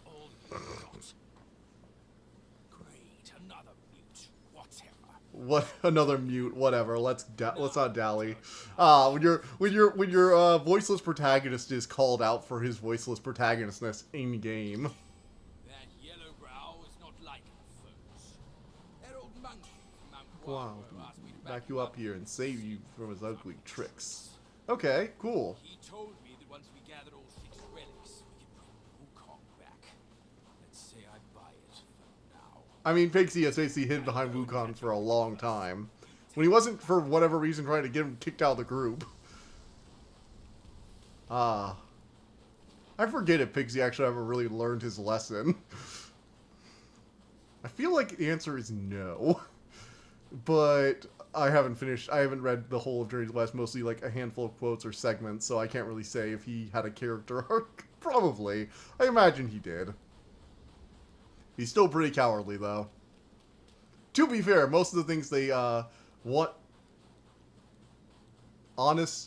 honestly, Shadow of the Colossus should be a bit clumsy. It was like RE4 and stuff like that. It's a platforming game in 3D. Yeah, let's leave. Let's head out of here. Old friend, you must have had it rough all these years in this shithole. Rest easy. Once we're ashore, I'll take down that blasted temple to avenge you and Brother Snake. Okay. Not sure who this guy is. It's like a lion turtle, though, from Avatar. Except it's just a giant turtle. No lion head. 3D platforming is difficult, though. I mean, RE4 isn't a platforming game, Shadow of the Colossus is, and limiting the characters. I hear you. Yeah. I mean, in general, 3D platformer games have always suffered a bit, in my opinion. Like, there are very good 3D platformers. Mario Odyssey is a modern example, but there are plenty of others. Sobbing. Stay here and It's not irredeemable like first-person 3D platforming, though. That's just... oof. Look, I know that Mirror's Edge was a game, but it's also the only one that's done even like a halfway competent job at first-person platforming, in my opinion. Shadow of the Colossus is third-person perspective, though doesn't make it a lot better. Spyro is my beloved. Spyro is pretty good. I hadn't played the original Spyro games before, but I did play them when the remake came out, and I really enjoyed them. I had only played the Spyro game on the GameCube, if I remember correctly, which was part of like the reboot series, where it was more of an action game. But I actually 100%ed the Spyro Reignited trilogy. That was a lot of fun. I love how I get like all these new chess pieces, but I just like don't get that many face or head guard. Maybe I have to explore 2 side quests for my head guard, because I just have not run into many. It's weird.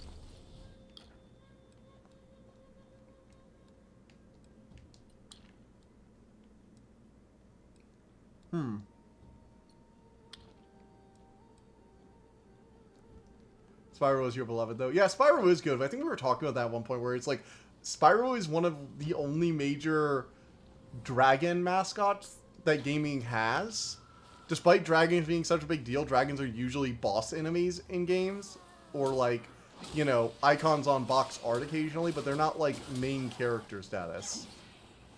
For the originals over the remake, infantilized things a bit and cut off guns. Shadow the Hedgehog ass machine guns for Gorks. Oh wait, they had guns in the original? Okay.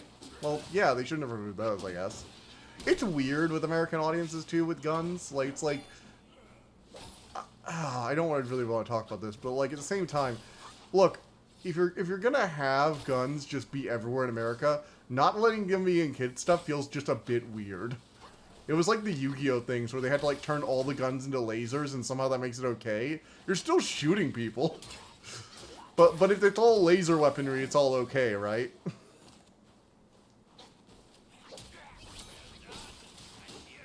Ugh. I've never really understood the whole guns are specifically like not to be in kid shows thing. Because it's definitely not violence is not in kid shows. It's just not guns specifically. Like, we're having to do the exact same thing, but with lasers.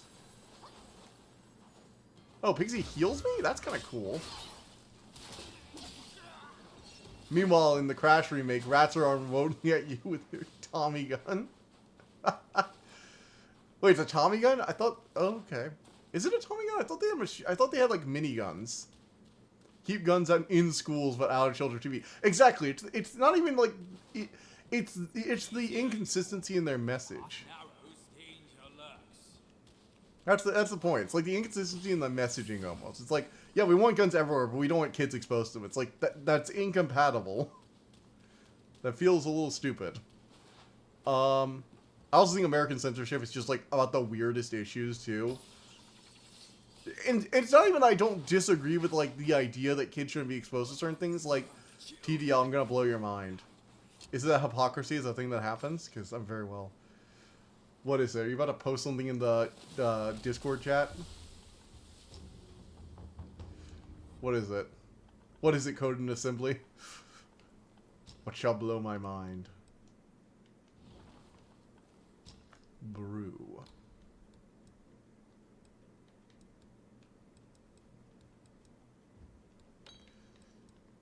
I'm all ears. Alright. Let's keep going. Hey, look, more Wolf Yaogwai. People making those shows are different than people arguing for more guns. That's fair.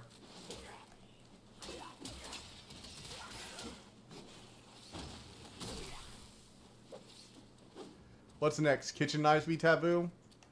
I mean, blood is usually taboo in kids shows, but like you can get around not having blood in a show.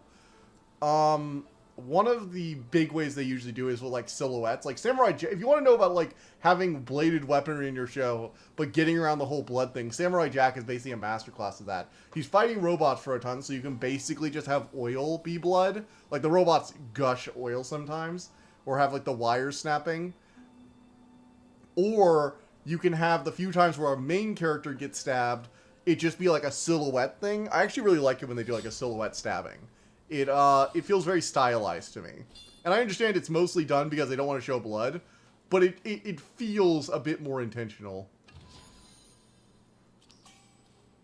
Although, apparently Avatar The Last Airbender got into issues during its production. I know that apparently Nickelodeon had issues with a lot of weaponry being used, or like swords being regularly used.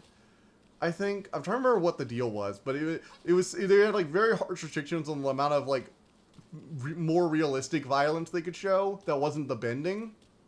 So like people can get slammed to a wall with a water bending, you know, firing a bolt of water at them at like Mach 10, but someone actually getting cut with a weapon was a big no-no.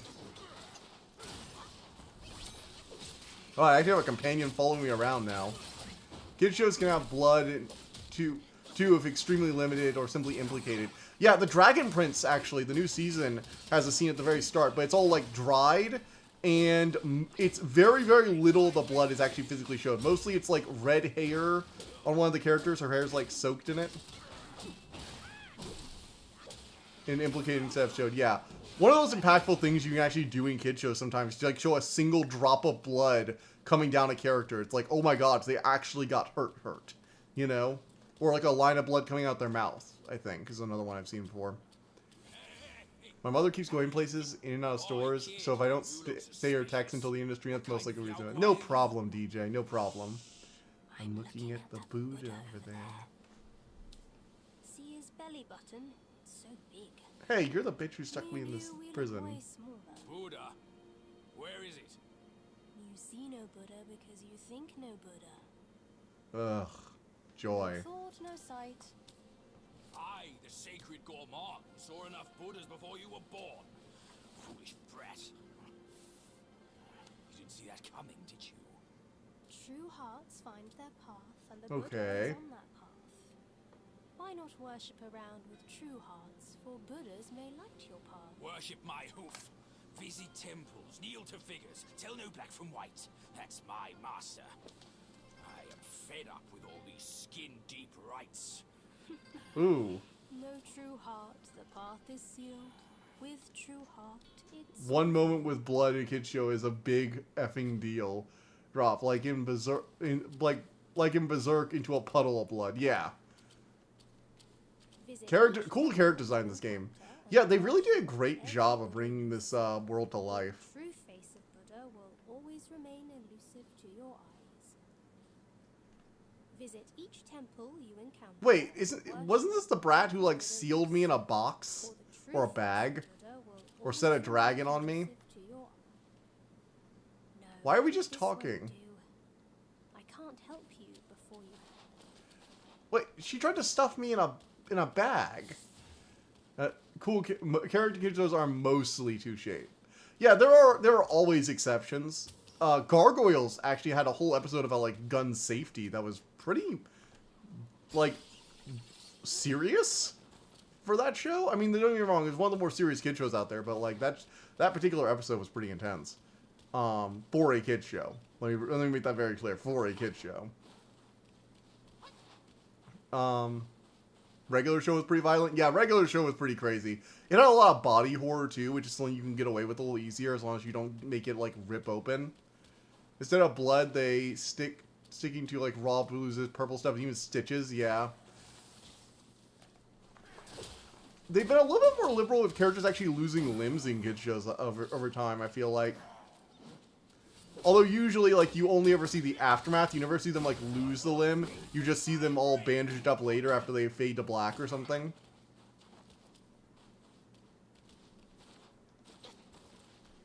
I remember, I think I watched a review of How to Train Your Dragon once where they said it was, like, it was really impactful to the person reviewing it that they actually had the main character end with losing a limb. Like, that was the cost of their victory. Remember the disc going through the guy in regular show? Oh my gods.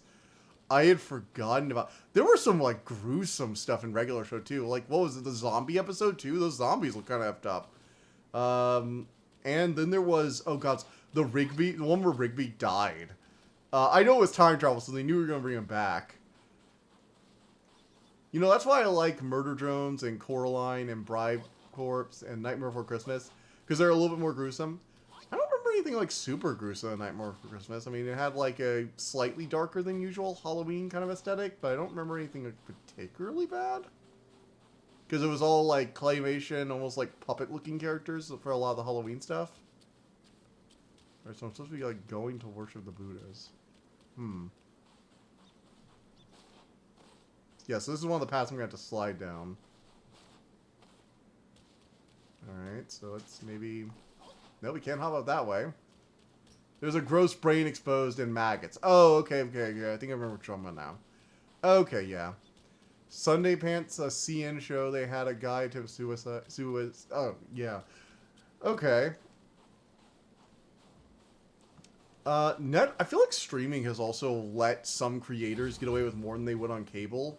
Although, like, not by a ton. However, that's also one of the weird things I found about cable, too. Like, ratings? I know there are, like, parental settings that you can lock streaming sites to. And I know parents use them, obviously. Like, you know, especially more tech-savvy parents, like millennials and stuff like that. But at the same time, I'm just like... It feels like it's probably a lot harder to keep kids from watching stuff these days. I wonder if that's gonna affect things over time. I mean, think about it. We grew up in a generation, or at least I did, and like among people who tended to watch things our parents probably wouldn't have approved of at ages we probably weren't supposed to. And yet I feel like it's made a lot of, like, I mean, at least from what I've seen and heard, it's made a lot of other millennial parents a bit more, like, wary of what their kids are exposed to. There are some people at the card shop I've talked to about this. You know, because they know the workarounds. But at the same time, I feel like kids are still just going to find the stuff.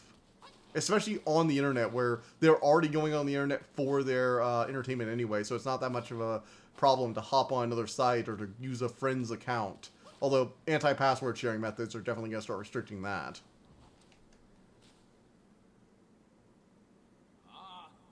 I get it now. For Buddhas, that boy said. There must be 4 Buddhas to worship. Buddhas to worship. Loony monk. God reason with him. Loony monk.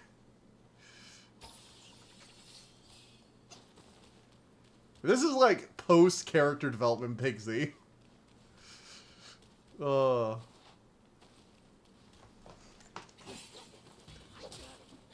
Then again, this is also the character who regularly... My dad doesn't give a damn. When I was around 3 or 10 years old, nearly had all the swear words and knew the meanings. Yeah.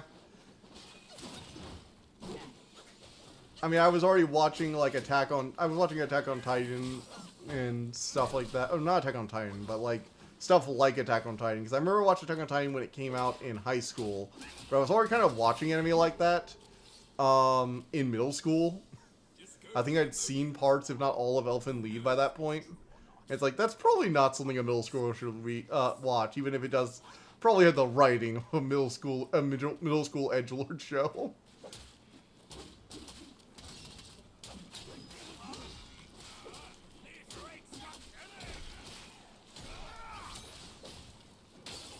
Alright, got him. Watch Fast and Furious being 7. Also, when you're in guests and they casually play on TV Hard Boiled or Killer of Johnny. Yeah. You can't really... that's the other thing, too. It's like they go over to our friend's house and they talk all about the R-rated movie they watched. But, like, I feel like that's almost worse nowadays because you have, like, password sharing and different accounts where they, you know, maybe they know a friend who has an account that their parents don't put the restrictions on. And I get that that already kind of happened with going over to their parents' stuff, but it was probably easier to control. Because nowadays, it's not really go into the main room and watch something on a TV in the main room. It's watch something on your computer. Which I always did, but I was, you know, the tech-savvy kid who stayed in his room all day on the computer. My brother tended to watch his stuff on the main TV in the big TV room. And so, you know, my parents, like, saw what he was watching for the most part.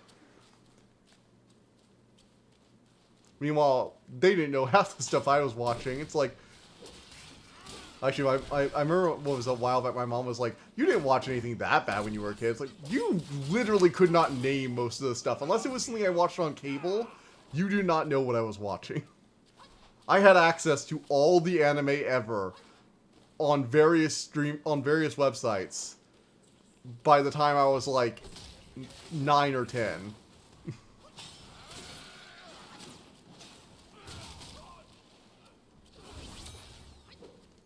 Ugh. Anyhow, I do wonder. I wish there were a lot of stand-up comedians. Yeah.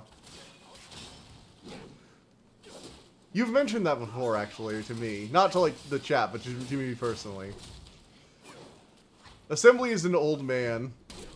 Yeah, Assembly is... We like to think of Assembly as an old man in a young body. I have vague memories of watching Black Lagoon in random order on TV before the age of 10 or something like that.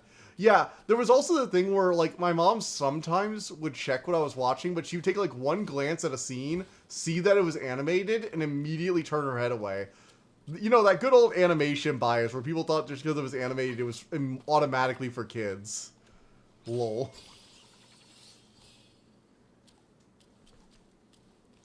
Luckily, animation is not, like, is seen as, you know, a bit more widely viewed nowadays, but for a while there really was that heavy belief that if it was animated, it was okay for kids to watch.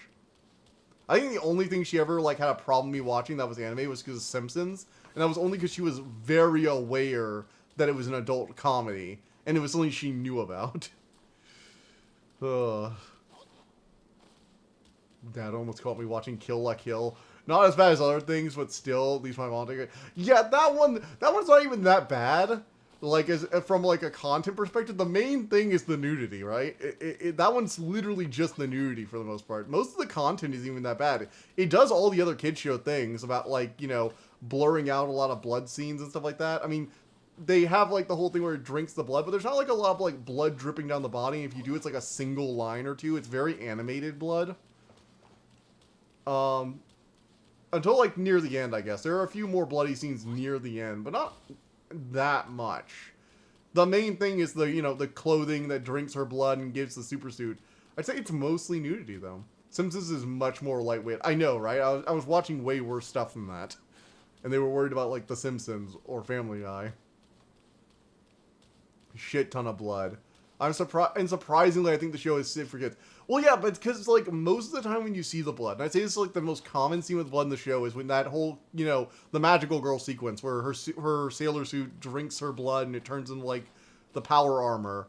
And it's like, yeah, but it's all the blood in, like, this very CGI, going through tubes, feeding into that, vampire style. It's blood in the same way that vampires have blood in kids' shows occasionally, if that makes sense.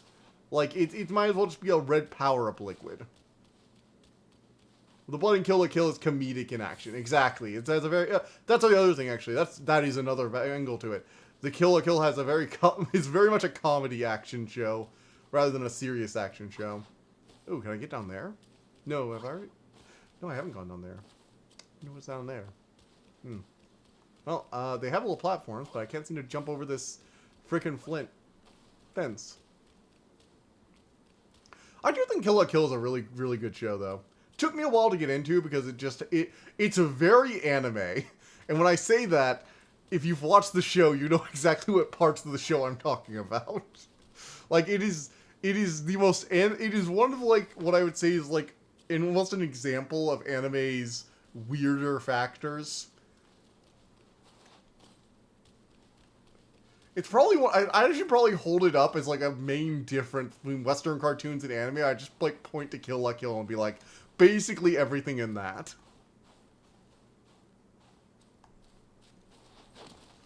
Oh, wait, there's something down there. How do I get down there, though? Let's see. Can I go, like, around here?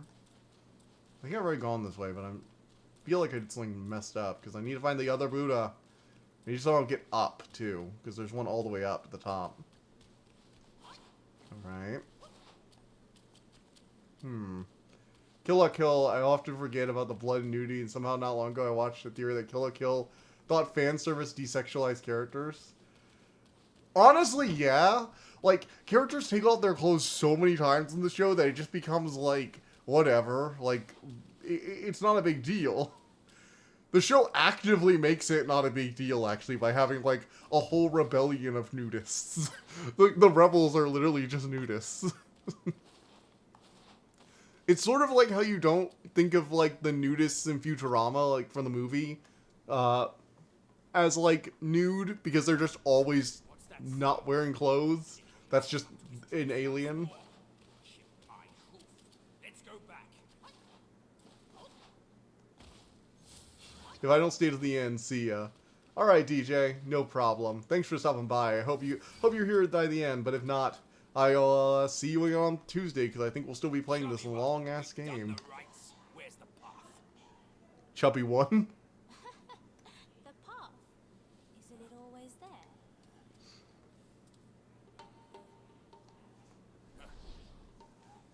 Pigsy can't see shit. He's so unenlightened. Pot-bellied brats. All I'm seeing are mountains, no path at all. He sees wisely with faith. You are daft without it. Cut your nonsense. Ah, you must be that trickster himself, fooling us all along. Take my rake. Pigsy. Don't attack the Bodhisattva, or the Buddha, So rude. or the monk, or whatever. Throwing a tantrum at your age. Shame on you. Wherever she is. You Wherever he brats. is. Save your stupid path. I'll burn borrow one myself. Man has a rake as a weapon. Go on first. I'll meet you at the summit. Okay, so there is a path here somehow. Hopefully it's not just tricking me. Whatever that thing is. Not entirely sure it's human.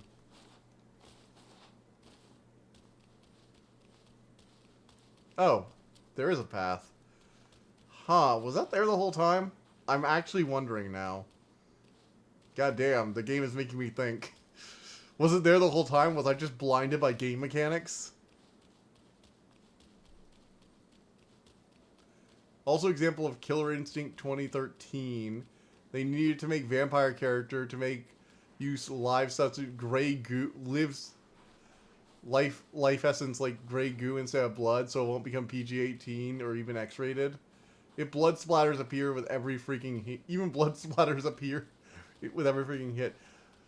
Oh man, it's really weird that they people adapt when people adapt things that clearly are gonna have blood. Okay, so no, I've been up this way before. I've already been up this route once before, but now the snow's been blown away and I can actually travel up the stairs. No, it is weird though when people adapt material that is clearly going to be higher ratings into something that's going to be low rating. The obvious example of that is the One Piece where they had to turn all the cigarettes into candy and shit, and all the guns into hammer guns. The hammer gun is still one of the most hilarious forms of censorship I've ever seen. I'll smack his head flatter than the earth. It's oh wow, you really are stupid. We need a children's book called Everyone Bleeds. Honestly, that sounds like a great book for that sounds like a great book to help teach people empathy.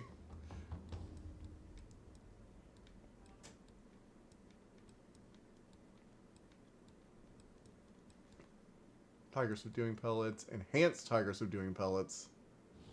Spelling, I mean. Spelling blood in a whole fight. You mean spilling blood? Yeah, that's Cody. There you go, Cody. Simply spilling blood. Okay, logic, but a vampire can't use blood. Logic. Yeah, that is really weird. It's you would think that at the very least, if you're allowed to spill blood in the fight, the vampire's allowed to drink blood. Plus, it's a vampire. That's freebie, I feel like. You know, kids know vampires drink blood. That's not really, a thing you need to shelter them from. Halloween's fine, and then a vampire drinking blood in the show is fine. The face of the destined one. What the hell? Just as well. Oh, it's like a Texas Chainsaw Massacre face stealer. Interesting. At least that's what he was saying.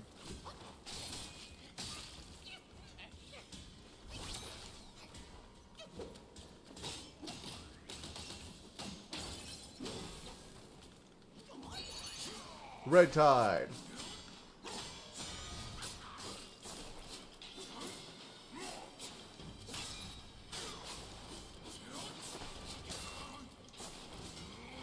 Boom.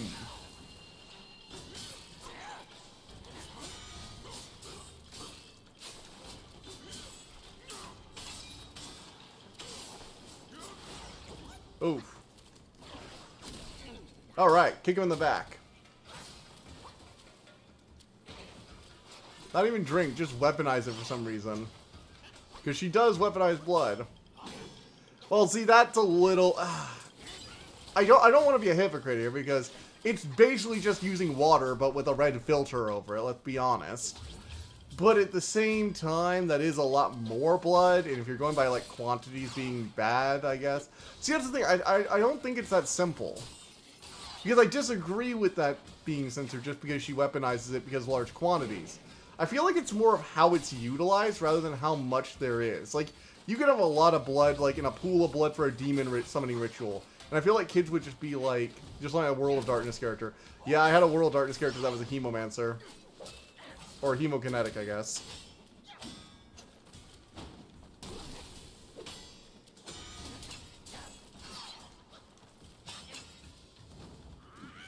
But I feel like it's not as simple as just, there's a lot of blood, therefore kids shouldn't see it, you know?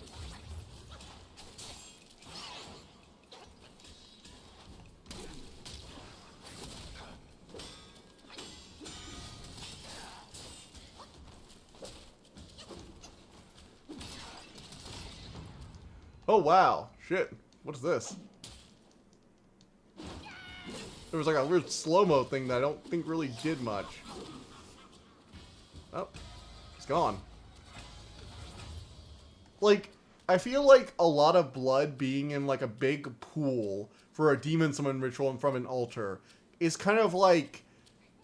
I mean, it can be scary if there's like really realistic skulls or if it's portrayed in a realistic way, but if it's just like a cartoony way and you do it in some fantasy story, I feel like that's fine because it's very unserious. But at the same time, if you have like a lot of, Jimmy, you're bleeding, close your eyes, we need to amputate. Exactly. If there's a lot of blood gushing out as they're like sawing a bone off in a realistic World War II documentary or a real World War II fantasy story, that's way different than the ridiculous religious animations get away with some sort of blood. There's a scene with sea of blood in one of them. Yeah. And again, I think it's more of the context and how... I almost want to say, like, realistic it is. Because I feel like a blood altar portrayed in a cartoony way isn't that realistic to the blood. Clash of the Christ little shit. Exactly. That kind of stuff can make blood almost scary or traumatizing. But blood in, like, a demon summoning ritual, or, like, in a if a hemokinetic has, like, a bunch of blood they pulled out of people, or they pulled from, like, a bunch of dead corpses around them, that are, again, in a cartoony way, that's just kind of, you know, water-bending, but it used to be in people. That can be one I thinking about, actually, DJ. That can be one I'm thinking about, actually, DJ. Do you mean code and assembly? Ooh. Alright, we have 4 sparks now. Let's go and actually use these to level up a bit. Let's see. Self-advance. The animation.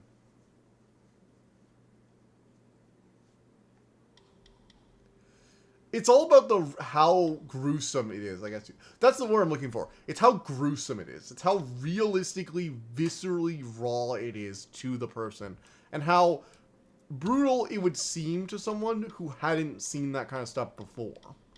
Like, for example, Attack on Titan is a good example. The blood can be very cartoonish in its amounts, but I think it has, like, a teenage level of gore, if that, you mean that. Like, you feel arms getting ripped off in that one scene where Eren gets the dead body feel very, like, brutally killed.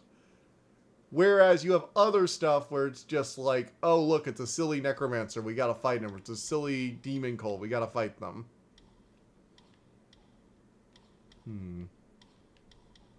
Monitor increases duration, decreases health.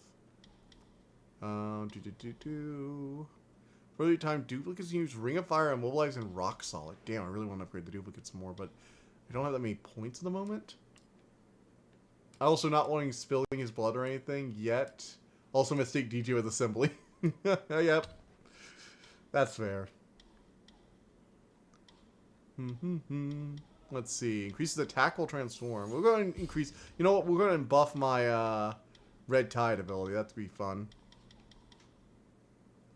Increases the might retained from detransforming.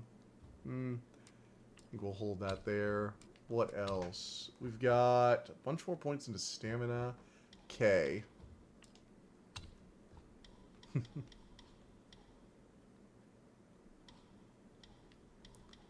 Peril, vantage point. Seeing through enemies. I'm still not sure what the seeing through enemies is all about. Let's see here. Pouring attack on this stuff. Oh, wait, here. During Resolute Strike, the Destined One can see through incoming enemy attacks and nullify their damage. So basically when I, like, tank an attack while doing a heavy strike, I guess. Okay. Sure. I do want to unlock another focus point, so I do want to spend some points over here. Increases damage while varied combos. Let's do that. And increase health recovery upon consuming a focal point. Yeah, I want to get some more health recovery going. Okay. I think we spent some experience points. Now. I guess we're going through little encounter segments here. Oh, the game, like, stuttered a bit there. I've been noticing it's stuttering a little more in some of the more recent areas. Like, a lot. Holy shit, the game engine is like, oh no, it's PS5. My god. So I've said it a few times now, but holy shit, is this game beautiful. Like, damn, look at that view. Remember back when games just put a bunch of fog on all, like, the long distances, or everything was, like, so undetailed that it was just, like, blobs in the distance? Nowadays, we get, like, this, like, actually looks, I guess, what it would be like to look at a mountain range from a distance. Damn. That looks impressive. Can't give them props for these graphics, because it's very pretty. But the game engine did chug there a bit, so it's not like it's fully optimized. Oh, hello, to the face-stealing asshole again.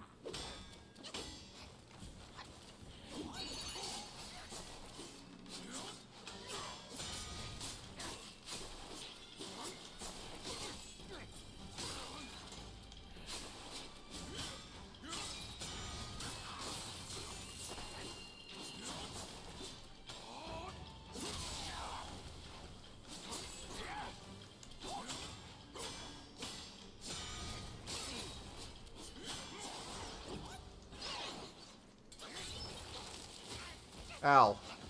Come on, come with me and I'll show you some mountain ranges one of these days. I mean, I've seen some mountain ranges. I've been up to Colorado a few times now.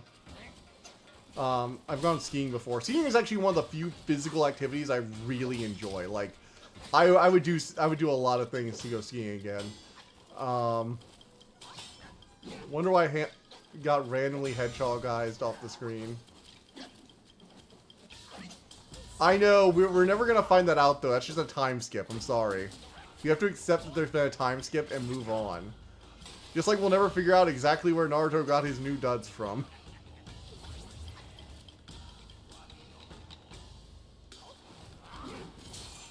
The man is like going full snake style or something like that. Infecting me. Oh, shit. Well, damn. Might be about to die here.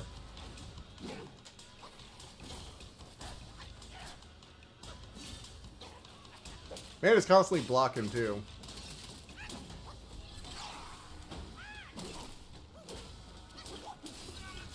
Oof. Ouch.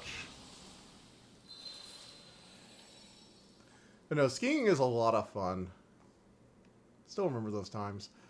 One of the things I actually do want to try is, like, snowboarding, because every time I went, I was always like, okay, this time I'll try snowboarding. And then I'd get to the ski shop, and I'd be like, but what if I don't like it? And I spend, like, a whole day of, like, one of the 3 days we're up here not enjoying myself. And it's like, ugh. It's one of the things I have a problem with, especially when I'm, like, when I want to try new things in basically anything, even games, where I'm trying to, like, actually have new experiences. I tend to drift to the thing I'm comfortable with.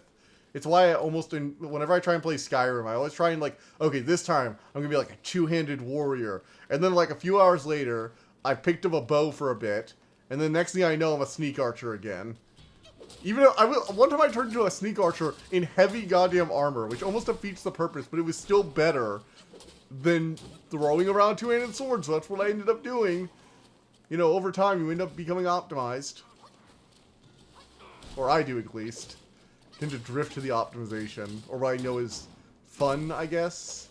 I do enjoy playing sneak archers, because you get the whole, ooh, sneaky, sneaky, stabby, stabby, and lots of anime cutscenes of you slitting throats and being a vampire and stuff. But at the same time, I want to try new things. I did get through, I think, one playthrough, or I say get through a playthrough. I got through most of the main quests and got through a bunch of the side quests, because I've only done the full main quest in Skyrim a few times, even if I kind of like the game. God, I've only ever gone through... I don't think I've actually seen the end of Oblivion's main quest line, even if it was really interesting. I just kept getting distracted by side quests. It's not like Melee is interesting in Skyrim, yeah. Apparently there are some mods to improve that, like everything... Like, all Skyrim, you know, you don't play Skyrim without mods anymore. Anyone who plays unmodded Skyrim is honestly a bit weird to me. So I just don't understand what the point is. There are so many mods to make the game so much better. Even if you're playing the first time, I feel like there's a whole suite of mods you want to install. Like unofficial patch, and just a handful of quality of life adjustments.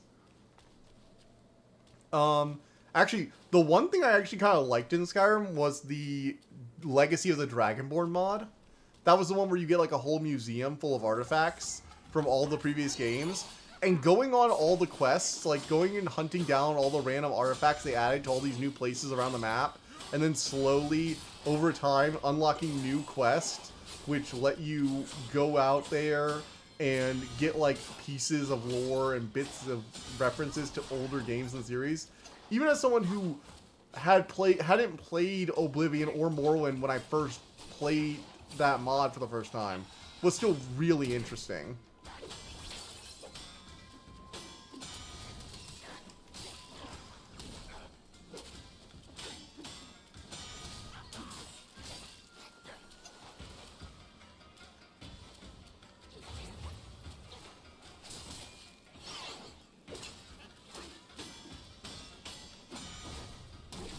Alright. There apparently is one to give it more of like a Dark Souls stamina management, dodging, combo-y feel, but honestly, I'm not a huge fan of shields in Dark Souls anyway, and it doesn't really seem like it did much for the two-handed melee outside of that. Oh shit. The Pluck of Many wasted a lot of my mana. Alright.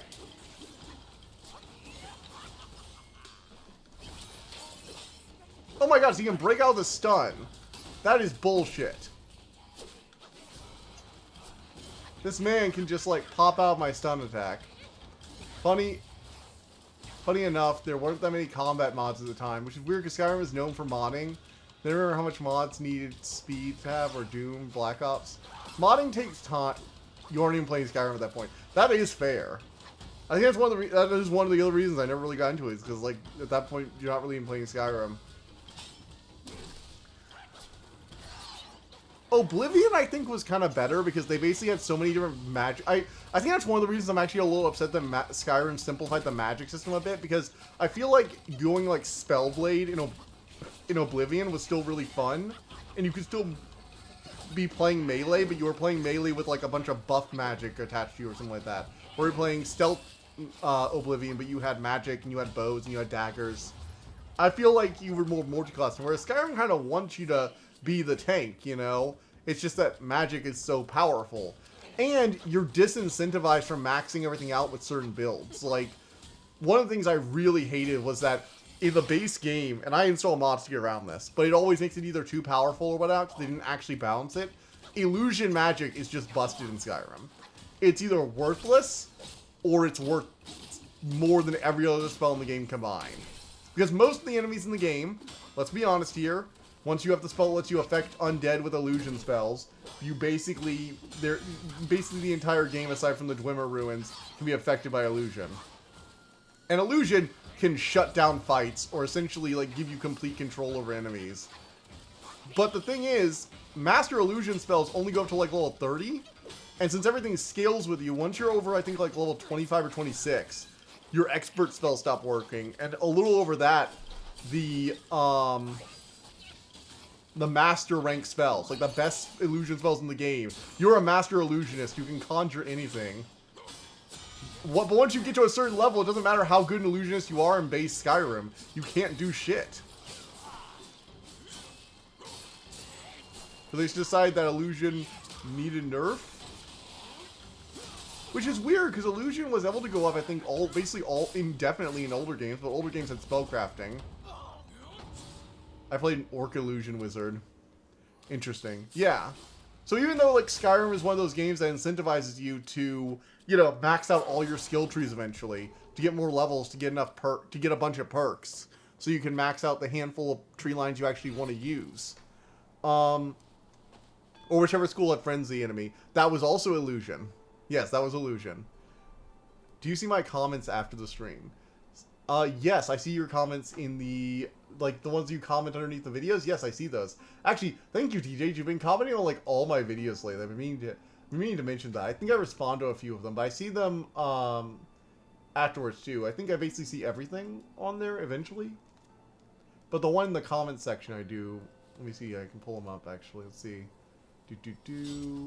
Comments. Yeah, the nice stream one. Those are good. Yeah. Thanks. No problem. It's... Honestly, it's very nice. And you've been commenting on so many of my videos. Most valued commenter. He is my most valued commenter. He's all of them. Read them out loud. I mean, the last one was just nice stream. Okay, let's see. I have, like, let me pull up all the comments real quick. 1 second. In short, you sound... Okay, I still feel a little salty about that. In short, you sound more depressed than usual. Chatter, but close enough. Nice been waiting. Nice stream, you goober. No muskets, no. Niceu, very niceu. Nice stream yesterday, kind of forgot to comment. Goreto Daze Yo Koitsu? Wa. Is this the longest stream you've done so far? Which I don't think that was the longest stream I've done in the past. I think I've done like a really late one that went to like midnight one time because I didn't have work the next day. But that was back when I was playing Elden Ring like a year ago.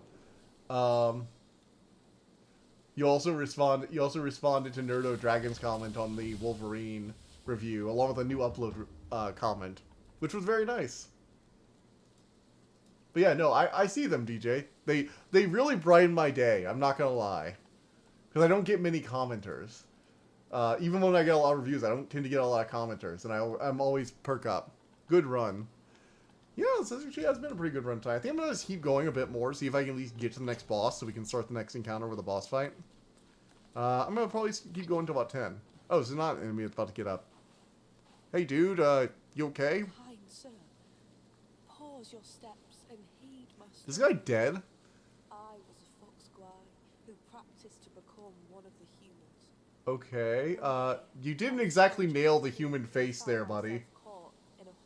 That kind of looks like a monkey face.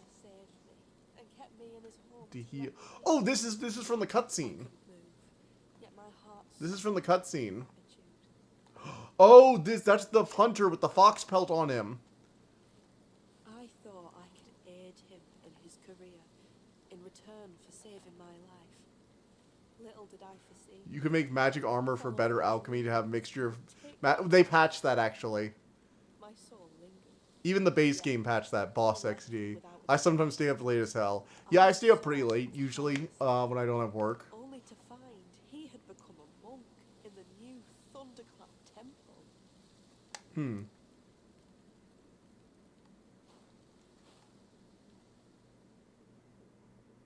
I beg you, sir, to take my fur and wear my form. Confront him And calm my sorrowful heart. Wow. How they even patch that, TF. They have a... Okay, this is getting weird. They keep doing this. They keep doing this random, like, sequences where you turn to an animal for no reason. there gonna be like one of these in every chapter? They patched it so that it has a max limit to how high your alchemy boost can get, I think. So like it only matters up to us. You can only get so high, and it's like capped. So you can't keep just doing an infinite loop. Eventually you're gonna do it too much. But like the real thing is to get the smithing enchantment and the alchemy enchantments, and then you just get the max enchantment level onto your gear. So you don't. Yeah, it is kind of stupid. It is. That's fair.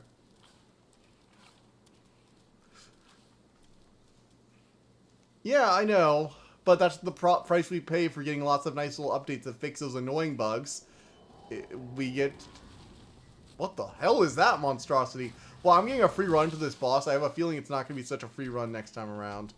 The game is basically giving you a sneak peek at the next boss and also saying, screw you, buddy. I'm gonna...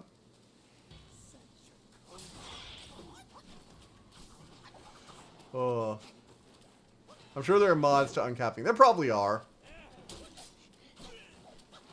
But to be fair, even with the cap, you still get like some ridiculously busted gear. Plus you can get like, you can't get, I don't think you can get enchanting improving gear, but you can get smithing and alchemy improving gear that you can just wear. And so if you use the loop to keep making that stuff better, so you make the alchemy boosting enchantments and you just wear the best enchantments, you can just make the potions whenever you feel like. You can also like drink the potions and everything like that in the big feedback loop. Busty gear, lol. Yeah. One of the things I'm really annoyed about is they didn't do more things like the stall rim armor.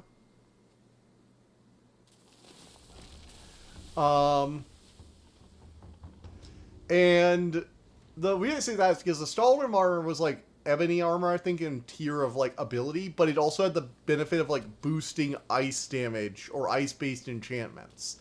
And I really wish they'd leaned into that some more with some of their other armors. Like, maybe instead of having like one top tier armor, you have a bunch of armors that are good for different things. I feel like that would have been more interesting. Because they basically just had the best heavy armor and the best light armor, which originally was Daedric, but then it just became Dragonbone because Dragonbone had both light and heavy armor versions, and they're both just the better version. Like, Daedric armor isn't even really worth it compared to Dragonbone once you have the DLC.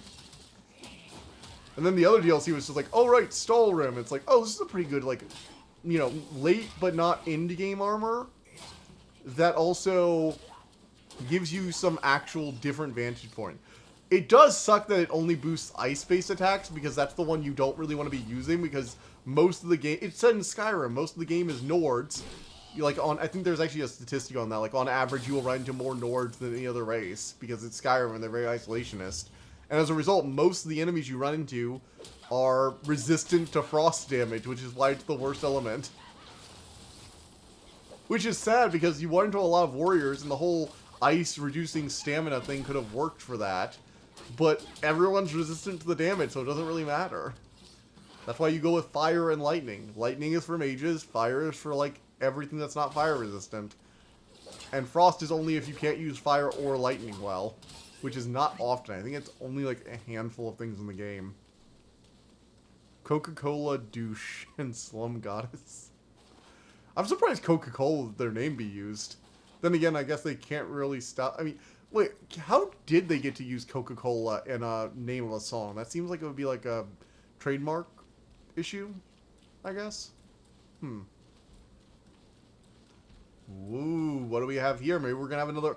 Hey, it's only 9:45. I could theoretically beat this boss before I end today. So let's see if we can kill this boss before we go out. What the hell is this, though? Damn. See, this is what I meant by blood being kind of silly. Like, it feels like blood, but it kind of also feels a bit like silly blood. I mean, the art style makes it a bit more, like, serious, though.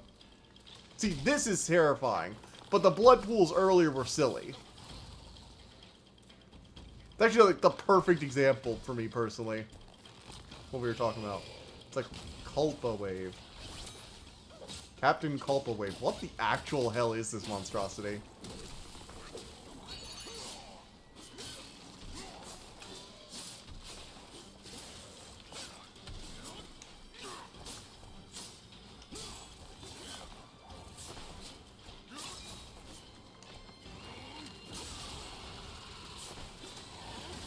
Boom!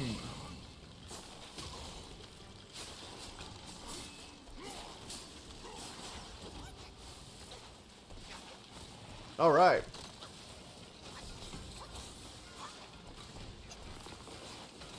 He's firing blood magic at me.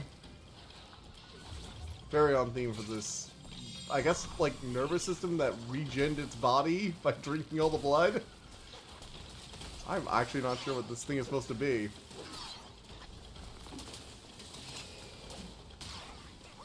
Alright.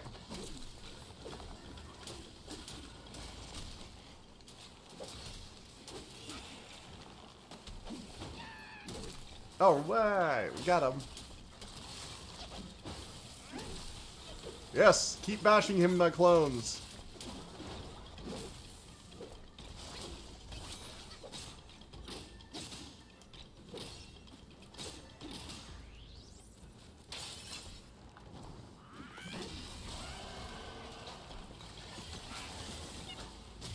Oof.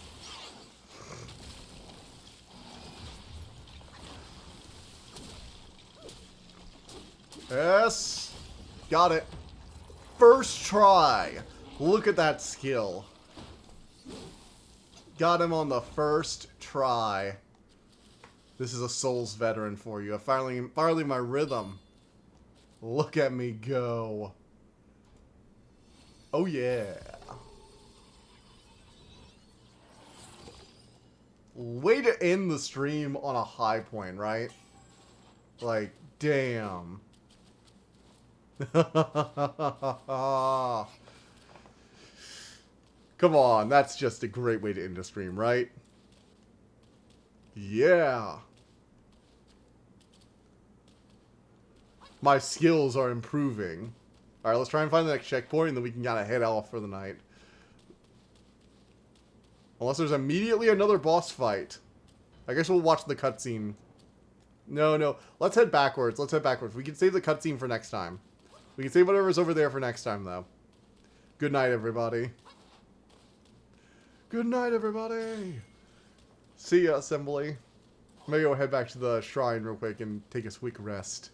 We can go approach the Thunderclad Temple for another boss fight tomorrow.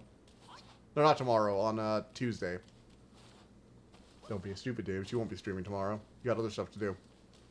Got a video to keep editing. See ya. Message retracted.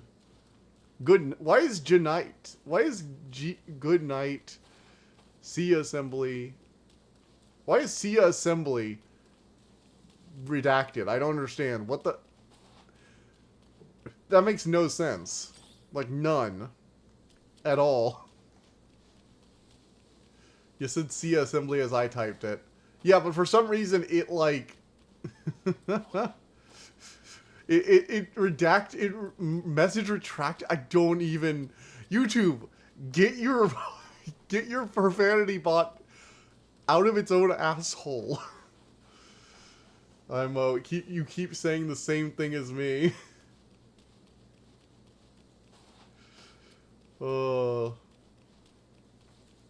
It's so bizarre though. Like, occasionally we can kind of see the logic here. I actually can't see the logic at all that it used for that whole thing, where it was like, oh yes, this is a word we must... Bizarre. Oh no. No! I had almost got a whole stream without a JoJo reference. Alright. I do think this is the end, though. Still, it has been fun, and I will see you guys all on Tuesday. And I'm going to try and see if I can have the Dragon Prince Go. I'm going to really try and get that out sometime this weekend, so look for that. I referenced JoJo, not in a comedic way, lol. Yep. See you guys.